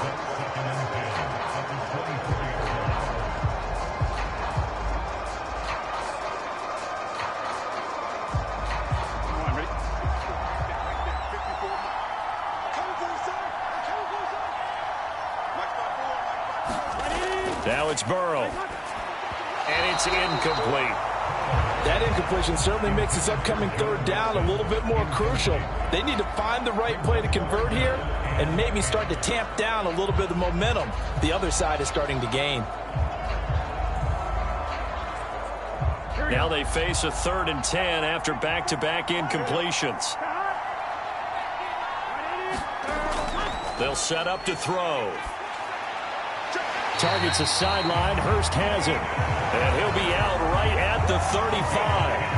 10 yards there on a Bengal first. Whenever we talk about moving the sticks and controlling the football, there's a great example right there. Those are the third downs you need to convert to win football games. We're in the third quarter of this one, and this is a tight one. In order to maintain pace, keep the ball away from the other team, and put points on the board, those are the plays they need to continue to convert. Throwing again, it's Burrow. Escaping the pressure right.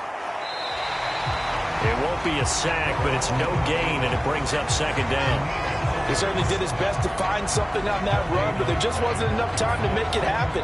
Nice effort there, avoiding the sack and getting back to the line of scrimmage. That one certainly could have ended up worse. 2nd and 10.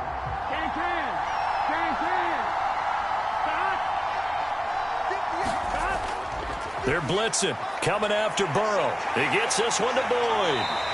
And they're going to get this up to midfield.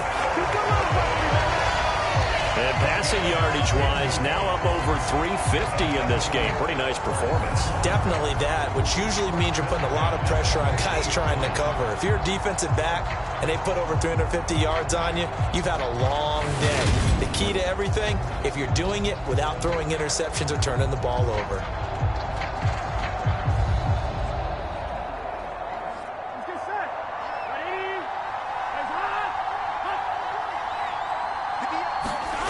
From midfield now, Burrow. This pass complete to Higgins. And they're going to get this down near the 35-yard line. Now that was pretty. They executed that curl route versus zone coverage, and that changes things a little bit because against man, it's often a tight curl, tight, sharply run route. Against zone, you're just looking for that open spot, that dead area, so you may curl it a little bit wider just to get to that place. And usually a tight window. He fired a bullet in there for the completion. Ball up to the 35 now as they come up on 1st and 10. Out of the gun, it's Burrow. And that one complete once again to Higgins. And he's going to get this down near the 25.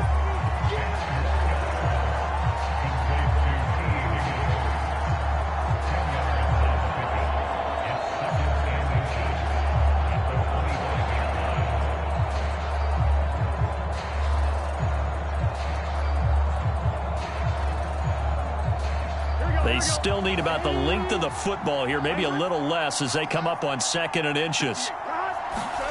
Again, it's Burrow. Short throw underneath to Hurst. And he'll be marked down right at the 20-yard line. 5th catch of the game for him there. Yeah, and the tight end position is now becoming a volume pass catcher. It used to be occasional, right? Safety valve. Throw one to him every so often, but mainly they want him out there to block. Nowadays, an integral part of the passing game, and they create such great mismatches that they often become the leading receiver. From the red zone now, here's Burrow, first down. And he's going to go down. Back at the 27-yard line, he's sacked. Give that sack to Harrison Phillips, the big man. This is a little hard for me to compute because I'm watching sack after sack happen, but somehow they're still behind in the game. I would expect all of this defensive pressure to translate to them taking a lead, and thus far, it hasn't happened. Time's winding down. They don't want to waste this type of performance from these ace pass rushers.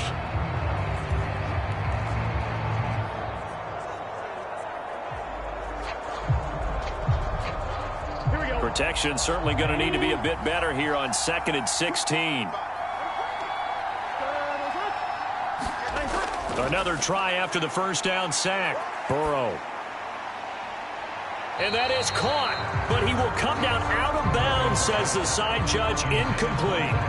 I know conventional wisdom says, hey, don't get it all back in one play, but sometimes you go ahead and try to. They tried to get it all back on that one, weren't able to do so. An incomplete pass on that last play, and that means they'll need to come up with something here on 3rd down. They're passing here, Joe Burrow. Throw left side, caught by the tight end, Hurst. And he'll be brought down at about the 23-yard line. So much about this game is just understanding situations and then having to execute, isn't it? Guard the first down sticks, don't let them get there, and they rallied and made the tackle.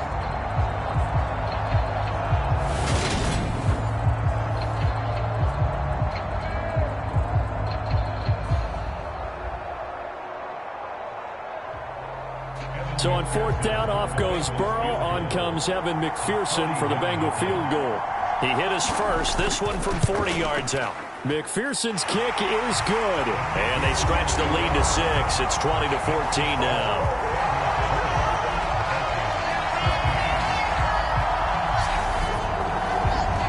So 3 points, response there to that opening touchdown of this 3rd quarter. And that's an important 3, both in terms of adding to your lead, but also letting the other guys know you're not going to just come out in the second half and take over.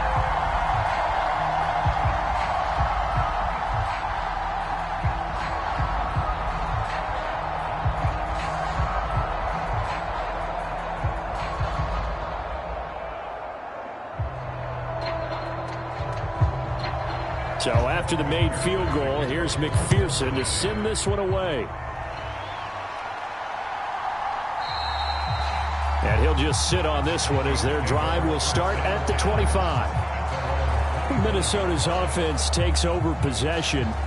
The offense coming back out here. Plenty of energy, ready to roll, looking to just add to what they have been doing after scoring a touchdown, Charles, their last time out. And that's a great feeling to have on the sideline, partner, knowing you just won the battle against the opposing defense. And since they came off the field, I'll guarantee you all they want to do is get back out there because they know they have the upper hand on that defense right now.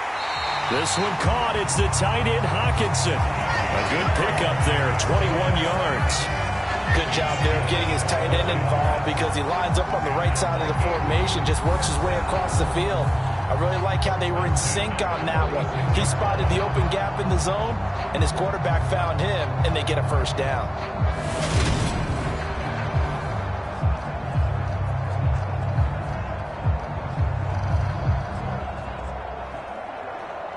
A big hitter to start the drive has him up near midfield here for 1st and 10. They'll try the middle with Cook. And he'll lose yardage on the play back at the 45-yard line. Officially, it's a 1-yard loss. That's going to bring up 2nd and 11. I like the strategy. Extra tight ends, extra beef. They want to run the football, but that means they probably want to run it inside. If you get strung out on the perimeter, you're in peril. Yeah, we saw the result, negative yardage.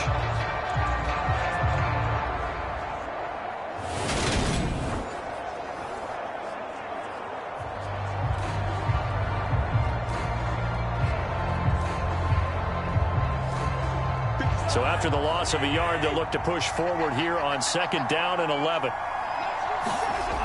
Working out of the gun, Cousins. A quick throw knocked away and incomplete. The coverage keyed in on him since that last completion his way. He earned a little more attention on that route, and that made it a lot tougher to get a clean throw his way. An incomplete pass on that last play, and that means they'll need to come up with something here on third down. Now Cousins. And he's got this to Jefferson. And this won't be enough. A good secure tackle, and they stop him a few yards shy at the 46. So the completion results there in 9 yards. And that'll bring up fourth down. So much about offense is what you call hidden yardage. You know, you throw the ball to someone, they catch it, and then they can make a big play. You know, they create a play, run after catch. They did a really nice job there of limiting that and keeping him from a first down. Yeah, stopped him in his tracks.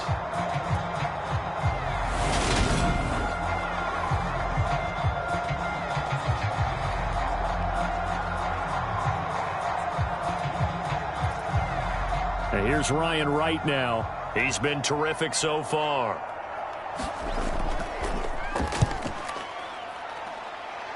And no return here. Where will they spot it?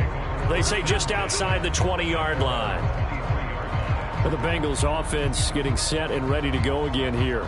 And they split the uprights last time for 3. They've got the lead. They're not going to play this conservative. They're not hoping for another field goal. They're hoping for a touchdown. I'm with you on that one. I like where your head is. I like the way you're thinking because you're exactly right. Trying to sit on a lead and play that way, that doesn't work too well for most teams.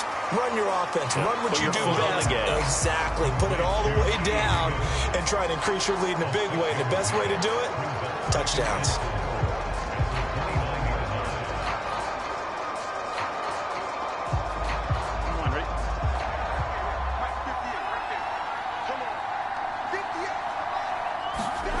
To throw again on second down. Burrow. And that'll be incomplete. Took a pretty good shot as he tried to pull that one in. Couldn't hang on third down. He already came through for them on this drive. No surprise that they were hoping he could do it again.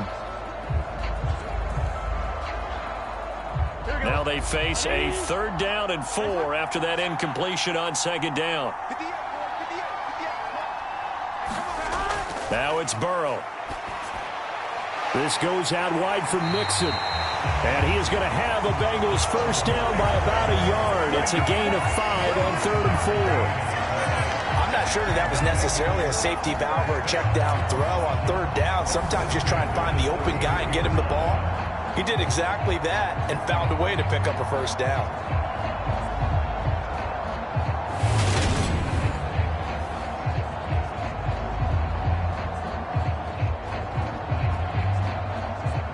So they'll come up 1st and 10 now from the 33. Inside handoff to Mixon. And he's got a Bengals first down. His good running gets him to about the 44. Good push up front in that run in between the tackles. Let's play the leverage game here. Offensive line just got lower than the defensive front, and they were able to get their pads on them and move them backwards and create space for their running back to roam.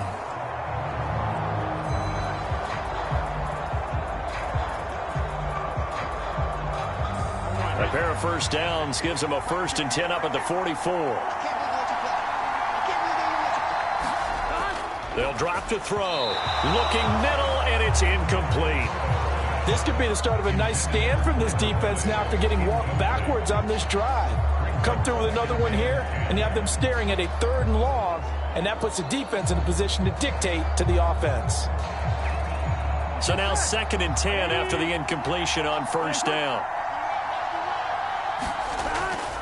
Now back to throw. Open man is Chase, complete. 4 yards the gain, and it'll bring up a 3rd down.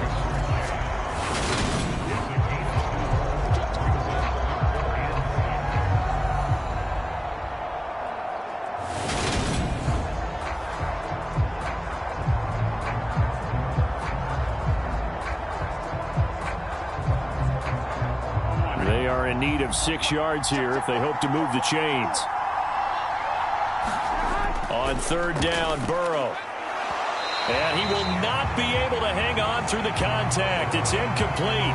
The coverage strong, and now it's 4th down. And that's a really good job there defensively. They went into this possession knowing that they needed to get a stop. They're in a tight ball game. and they got it done. Great work to force the 3 and out. Got the football right back for their offense. They've got to go to the sidelines feeling pretty good about themselves and encouraging their offensive mates to get some points.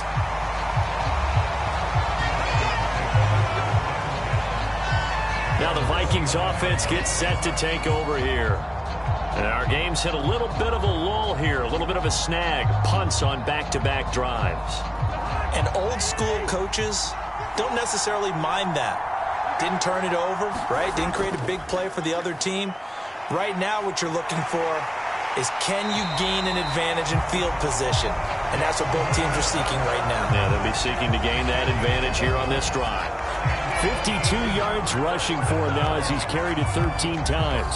That's a nice run right there, able to get to the outside. And so many times defenses say, okay, we got you hemmed in. But if you're running the football, at least you know where everyone is coming from. You don't have to worry about the backside at all. That allows you to run with a little bit more confidence as you traverse down the field.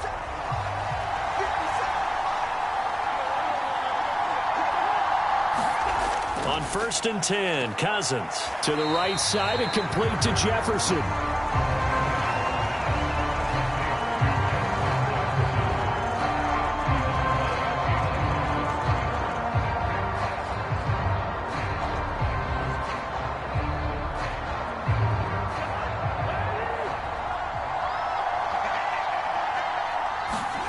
Looking to throw again on 2nd down. Cousins. He's going to get this one down to Cook. He had a great move, but he'll still be stopped shy of midfield. That'll go for a gain of 7. And now that sets up 3rd and 2. And a nice gain and a broken tackle along the way. And really, we shouldn't be surprised, should we? That's what runners do, especially the best ones. They break tackles and gain extra yardage.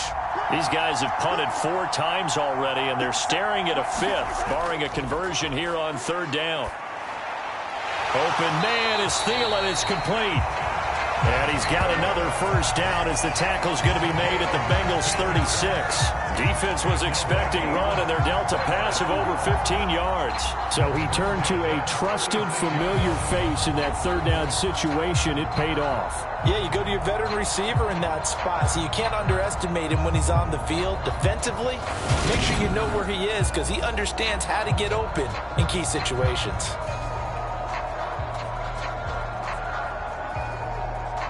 So they'll come up in Bengals territory now with a 1st and 10 at the 36. Throwing, Cousins. Open man is Osborne. He's got it. This will be a gain of about 8 to the 27-yard line.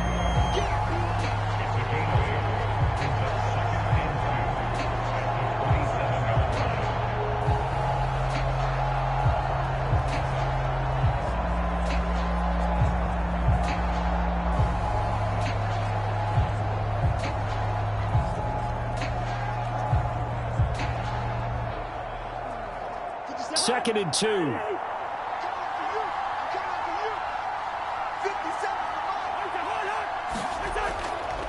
Up the middle, it's Cook. And some determined running there as he'll pick his way down to the 12-yard line. It's a gain of 16, and the Vikings have the 1st down as well. I don't know what this says about me, but I love successful runs up the middle when the blocking is so well executed like that. And it doesn't matter whether it's zone blocking, whether it's a power scheme. When you have a blocker on a defender, and the running back can read it, find the proper hole, and just go, sometimes a thing of beauty. Following the good run by Cook, here's another 1st and 10.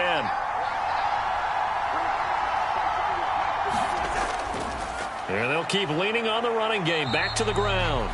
And he'll take this one inside the 10 down to the 8. A gain of 3, 2nd down. They went right back to him, but he pretty much had nowhere to go on that play. Yeah, the previous carry looked pretty good. That one, maybe he was a little tired. I don't know. Yeah, maybe he should have tapped out and had a second back come in and maybe make that run. Who knows? The last run got 3. Now here's 2nd and 7. Another tote for the workhorse this afternoon. It's Cook. And he takes this down to about the 2 before going out of bounds. 78 yards for him on the ground now as he has been terrific here this afternoon. For a lot of guys playing this game, there's no better feeling than running right through a tackle. He's able to lower his center of gravity and churn his legs for a really nice pickup.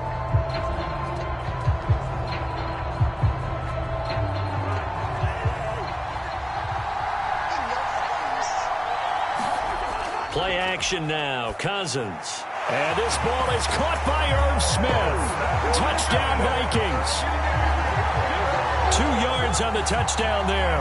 And the Vikings have tied the ball game with a chance to go ahead now in the final seconds of the third quarter. This is why a lot of play callers love play action in this spot. You just want to freeze the linebackers just for a second. Then you got a chance to get a quick pass into your tight end right behind them for a touchdown. Joseph on for the extra point.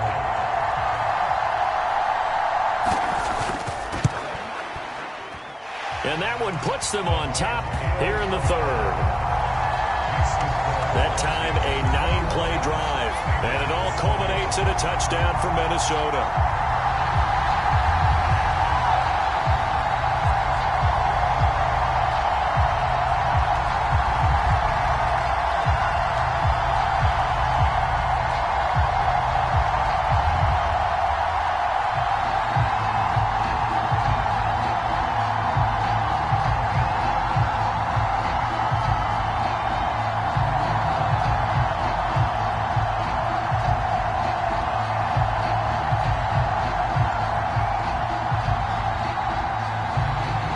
Joseph tees it up to kick off following the touchdown. Fields it right around the goal line. And up to about the 26-yard line, just across the 25.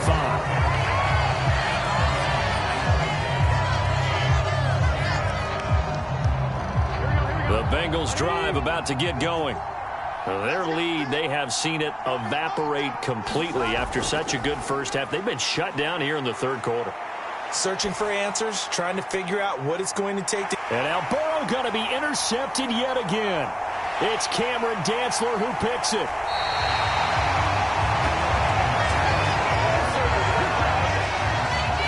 Well, that's 3 picks he's now thrown in this game.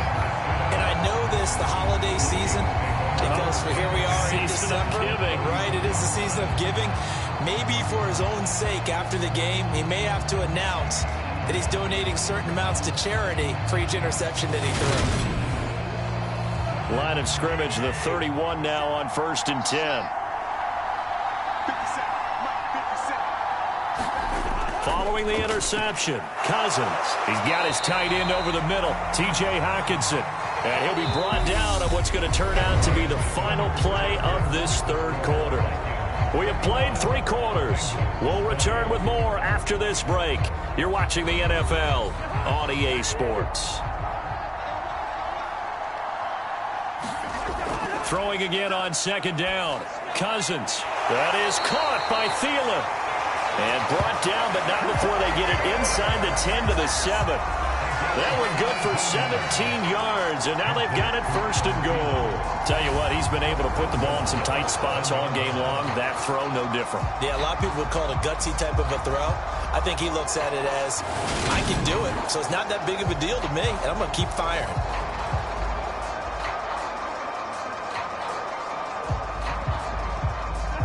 So 1st and goal, 6 points here would go a long way toward wrapping this one up.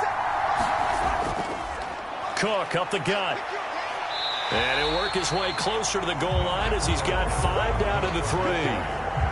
Oh, that's one to warm the hearts of all those old school football players, isn't it?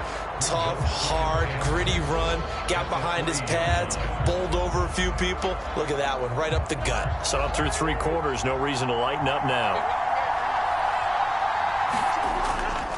He'll try again. And he will take this one into the end zone for a Viking touchdown. Dalvin Cook with his 2nd touchdown of the afternoon. And the Vikings will add to their 4th quarter lead. Just power football there, down near the goal line. Give it to him. He's able to push his way across. Yeah, they went heavy there. Sometimes you have those big offensive linemen come in after report like they're eligible, but all they're doing is getting a good stance, blocking, and getting their runner across the goal line.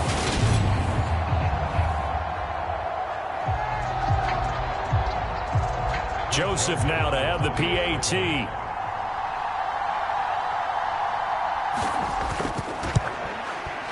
And with that, the lead is up to 8. So that drive, 4 plays. And it's capped off by the touchdown run coming from Dalvin Cook.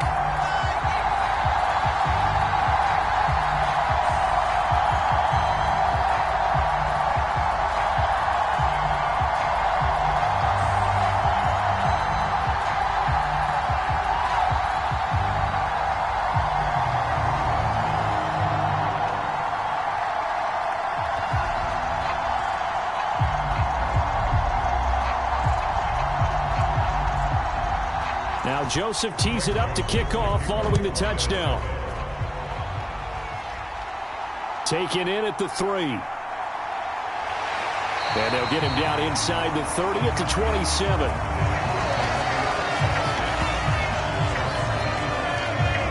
The Bengals offense now, they head back onto the field. There's still plenty of time here in the fourth quarter. Just a one-possession game, down 8. They'll be looking for the touchdown and 2-point conversion. A field goal here on this drive does very little at this stage. Trying to shake off the interception from the last drive. He'll look to throw. Flush to his right. And he slides and covers up at the end as he's going to be able to pick up decent yardage. He'll get 10 there all on his own, but it'll be second down. I like how he hung in there and went through his progressions, but eventually his internal clock went off and told him it was time to make a run for it, and he ends up sliding down with a solid gain.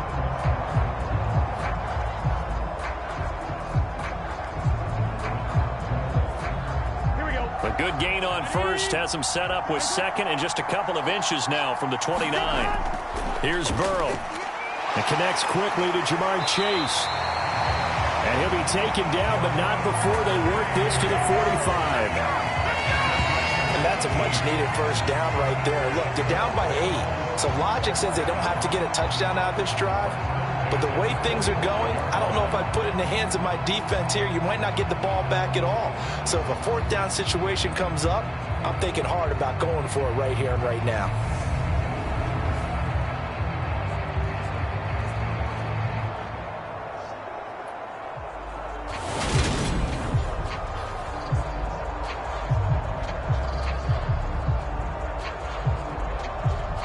Back-to-back good plays have them on the move on first down. Mixing up the middle. And nothing much materializing there on the first down run. He'll get a couple, and that's it. They suspected it was a power play up the middle coming at them, and boy, were they right. That defense got downhill in a hurry and limited them to just a couple on first down. The last run good for 2. Here's second and 8. Again, it's Mixon. Another 2-yard gain there, but they'll need to do better this time. It's 3rd and 6. 2 yards on the first down carry, and then followed up by 2 yards on the second down carry. Well, that's definitely not going to be enough to get the job done. Wasn't the expression 3 yards in a cloud of dust? Now they're going to need 6 on 3rd down to keep the drive going. Here's Burrow setting up to throw it. And the throw there going to be incomplete. Coverage was awfully tight there on 3rd down. They actually closed off all the passing lanes, forcing the incompletion and bringing up 4th down.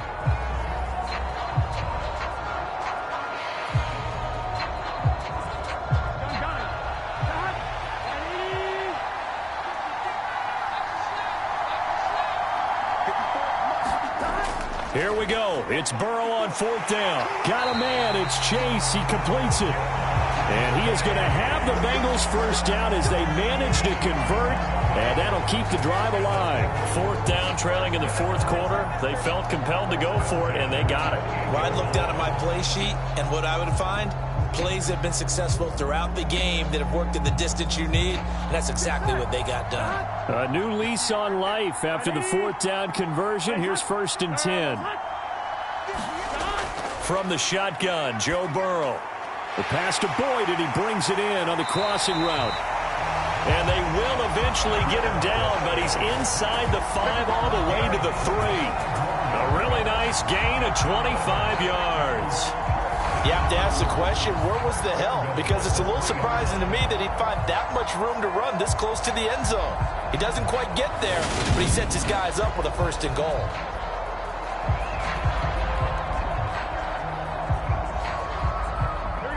First and goal, a touchdown and a 2-point conversion here are musts. Mixon will struggle to get to the line of scrimmage as he'll be tackled back at the 4-yard line. It's a loss of a yard there, and it's 2nd down. That was a terrific play, causing a loss. As a middle linebacker, simple. You can either fill holes or you can attack them, as he did there.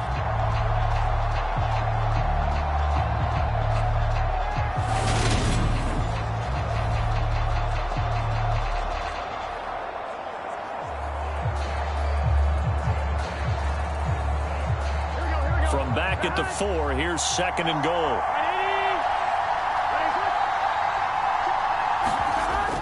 From the shotgun, it's Burrow. And on the left sideline, he caught it, but out of bounds, according to the head linesman. Incomplete, so the ball a little late getting there, and it's 3rd down. Well, that's a defensive coordinator's got to be happy with that result. They took away all options downfield and forced the incompletion.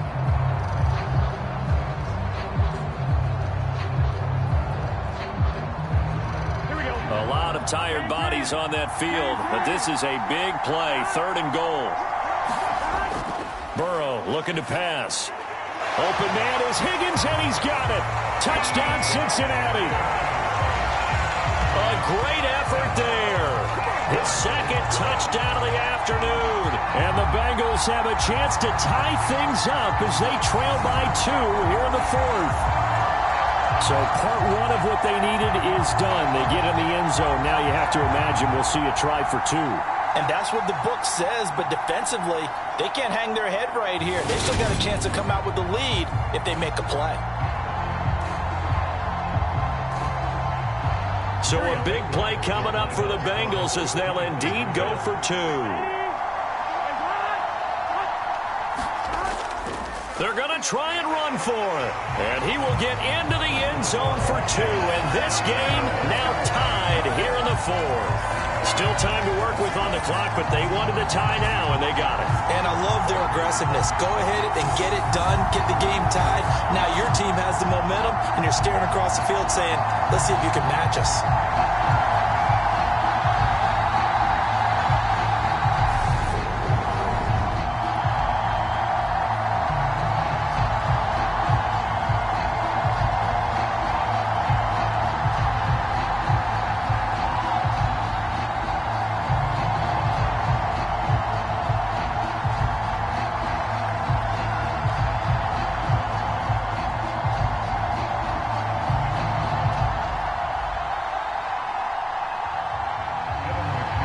So right back to square one, tied at 28 as he kicks it away.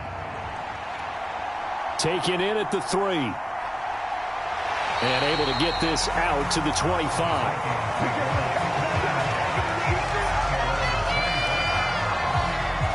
And out now come the Vikings. Well, they just gave up the score to tie it. That's the bad news. The good news, plenty of time in this 4th quarter to try to grab that lead back. Cousins and the Vikings with a 1st and 10 at their own 25-yard line. They'll try and start this drive in the air. Throw left side, taken in by Jefferson. So give them 5 yards there on the pitch and catch, and it'll be 2nd down.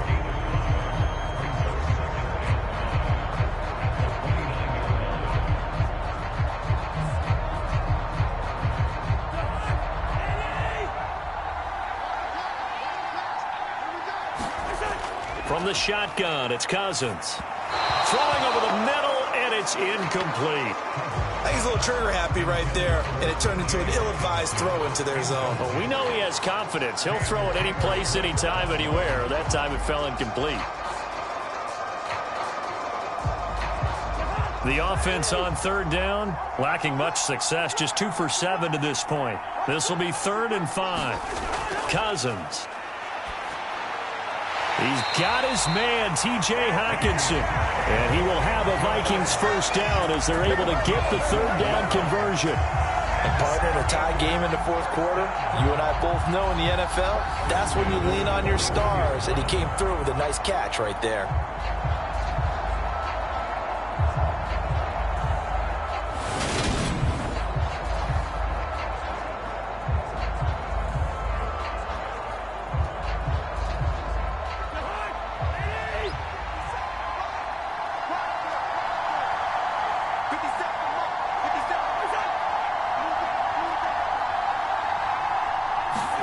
Now an end around as Cousins will just pop this forward. And some good acceleration there as he's across midfield to the 48-yard line. 86 yards rushing for him now as he has been tremendous all day long.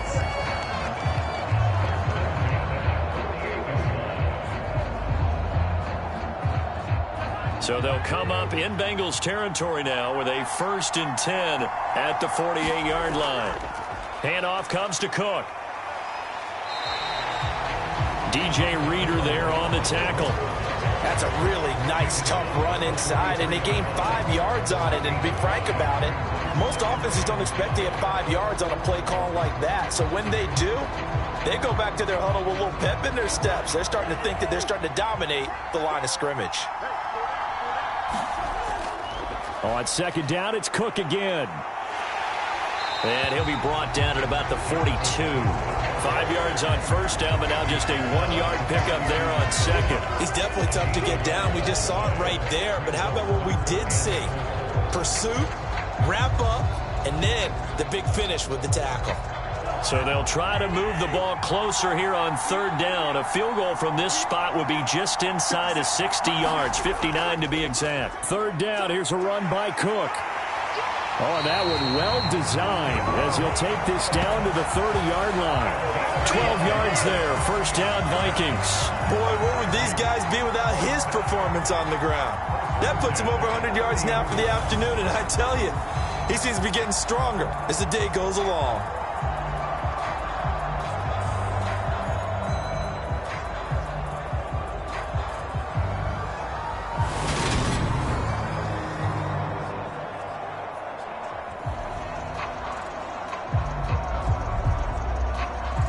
So 1st and 10 now from the 30.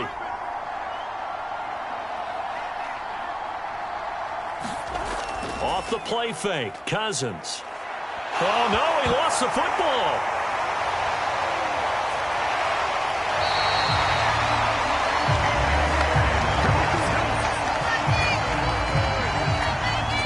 Bad news on that play for them, wasn't there?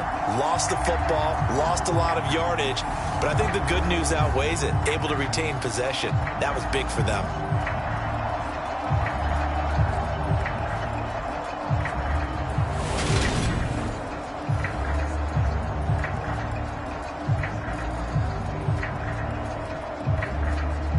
After the sack, oh, they're staring at a challenge basically from the other side of town. It's 2nd and a country mile.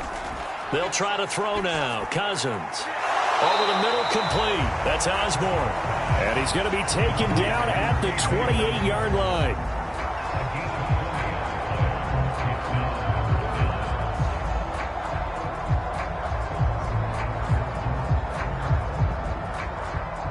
From here, it would be a 45-yard field goal attempt, certainly in range, but they'll look for more yardage on 3rd down.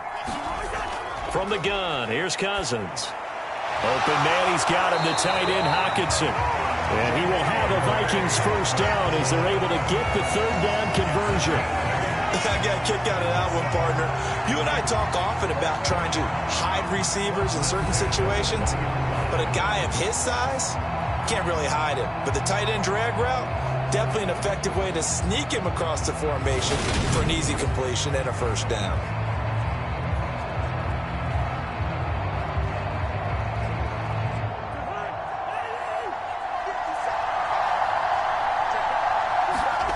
From the red zone now, Cousins. And he wisely will throw that one away. Well, as we all know, possessions are crucial in a tie game. And let's face it, I really didn't need to tell you that. You already knew it. So when he sees he's got nothing good going, an excellent decision to just send that one to the sideline. After the incompletion, here's 2nd and 10 from the 20. Draw play, Cousins to Cook. And he'll get him inside the 15 down to the 14-yard line. They get 6. That'll leave them with 3rd and 4. This has been an up and down, back and forth type of a game, hasn't it? Maybe this long drive take a little bit of the wind out of their sails, kind of settle things down a little bit. And a nickel look here for the Bengals as they try to defend this on 3rd. Throwing is Cousins. And that will be incomplete. What an excellent defensive stand there in the red zone. Nice tight coverage. They certainly recognized how important it was to bring up 4th down here.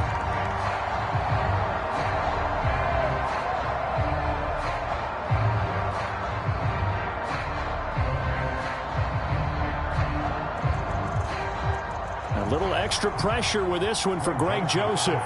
This to break our 4th quarter tie.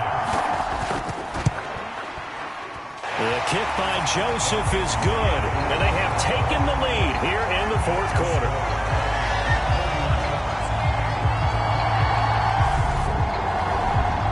So he waited on the sideline for his first chance in the ball game, and it didn't come until the 4th quarter, but he connects there, a big one to give him the lead.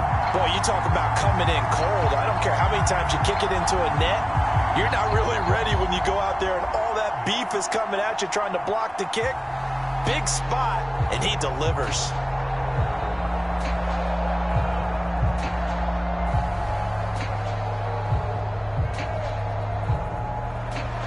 Joseph now to kick this one away. Taking it about the 1. And able to get this across the 20, but not much further as he's dropped it to 23-yard line. The Bengals offense returns to the field, and now they find themselves trailing following the field goal. Still a good amount of time in this 4th quarter, but this drive very well could determine the outcome of this ball game. On 1st and 10, Joe Burrow. He will find his man Chase complete. And they get him down, but not before he takes it across the 40-yard line. First play of the drive, a success, 19 yards.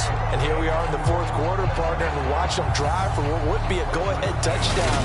And you and I both know this is where you need a quarterback who can keep his cool back there, not just for himself, but to keep the rest of the team relaxed too. One play has him up past the 40 already, and another 1st and 10. Now Burrow. Boyd's the target, and he has it over the middle.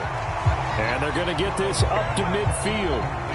Good throw, good catch, but I really like the route. The drag and being able to run away from defenders, hard to stick with them for that long. Yeah, better against man than zone, or? Better against man, because now you're running away from someone, and you're not running into a defensive player in another zone.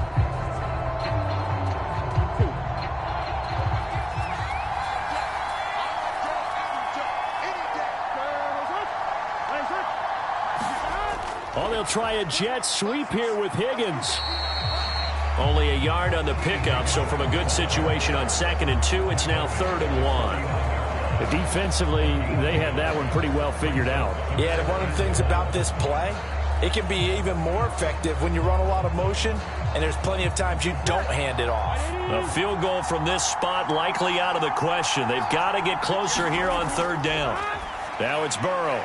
Quick slant caught by Chase.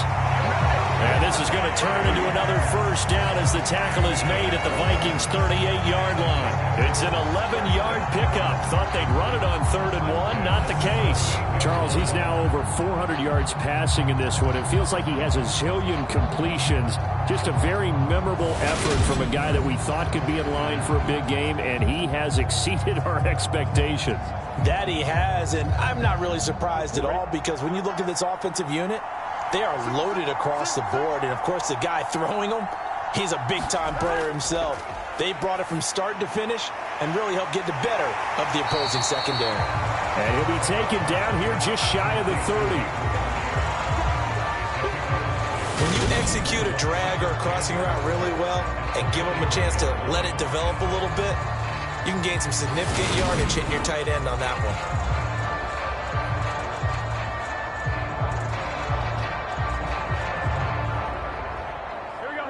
Working with a 2nd and 4. Burrow will throw. This is caught. It's Boyd. And this is going to turn into another first down as the tackle is made at the Vikings' 15-yard line. So the Bengals in possession of the football here as we get you reset. They come up on a 1st and 10, desperately needing a score here on what could be their final drive. Line of scrimmage, the 15. It's 1st and 10. Now Burrow. Forced out to his left. And he works his way past the line of scrimmage and then slides to a hole. He'll wind up getting right about 4 there on the scramble, and it's 2nd down.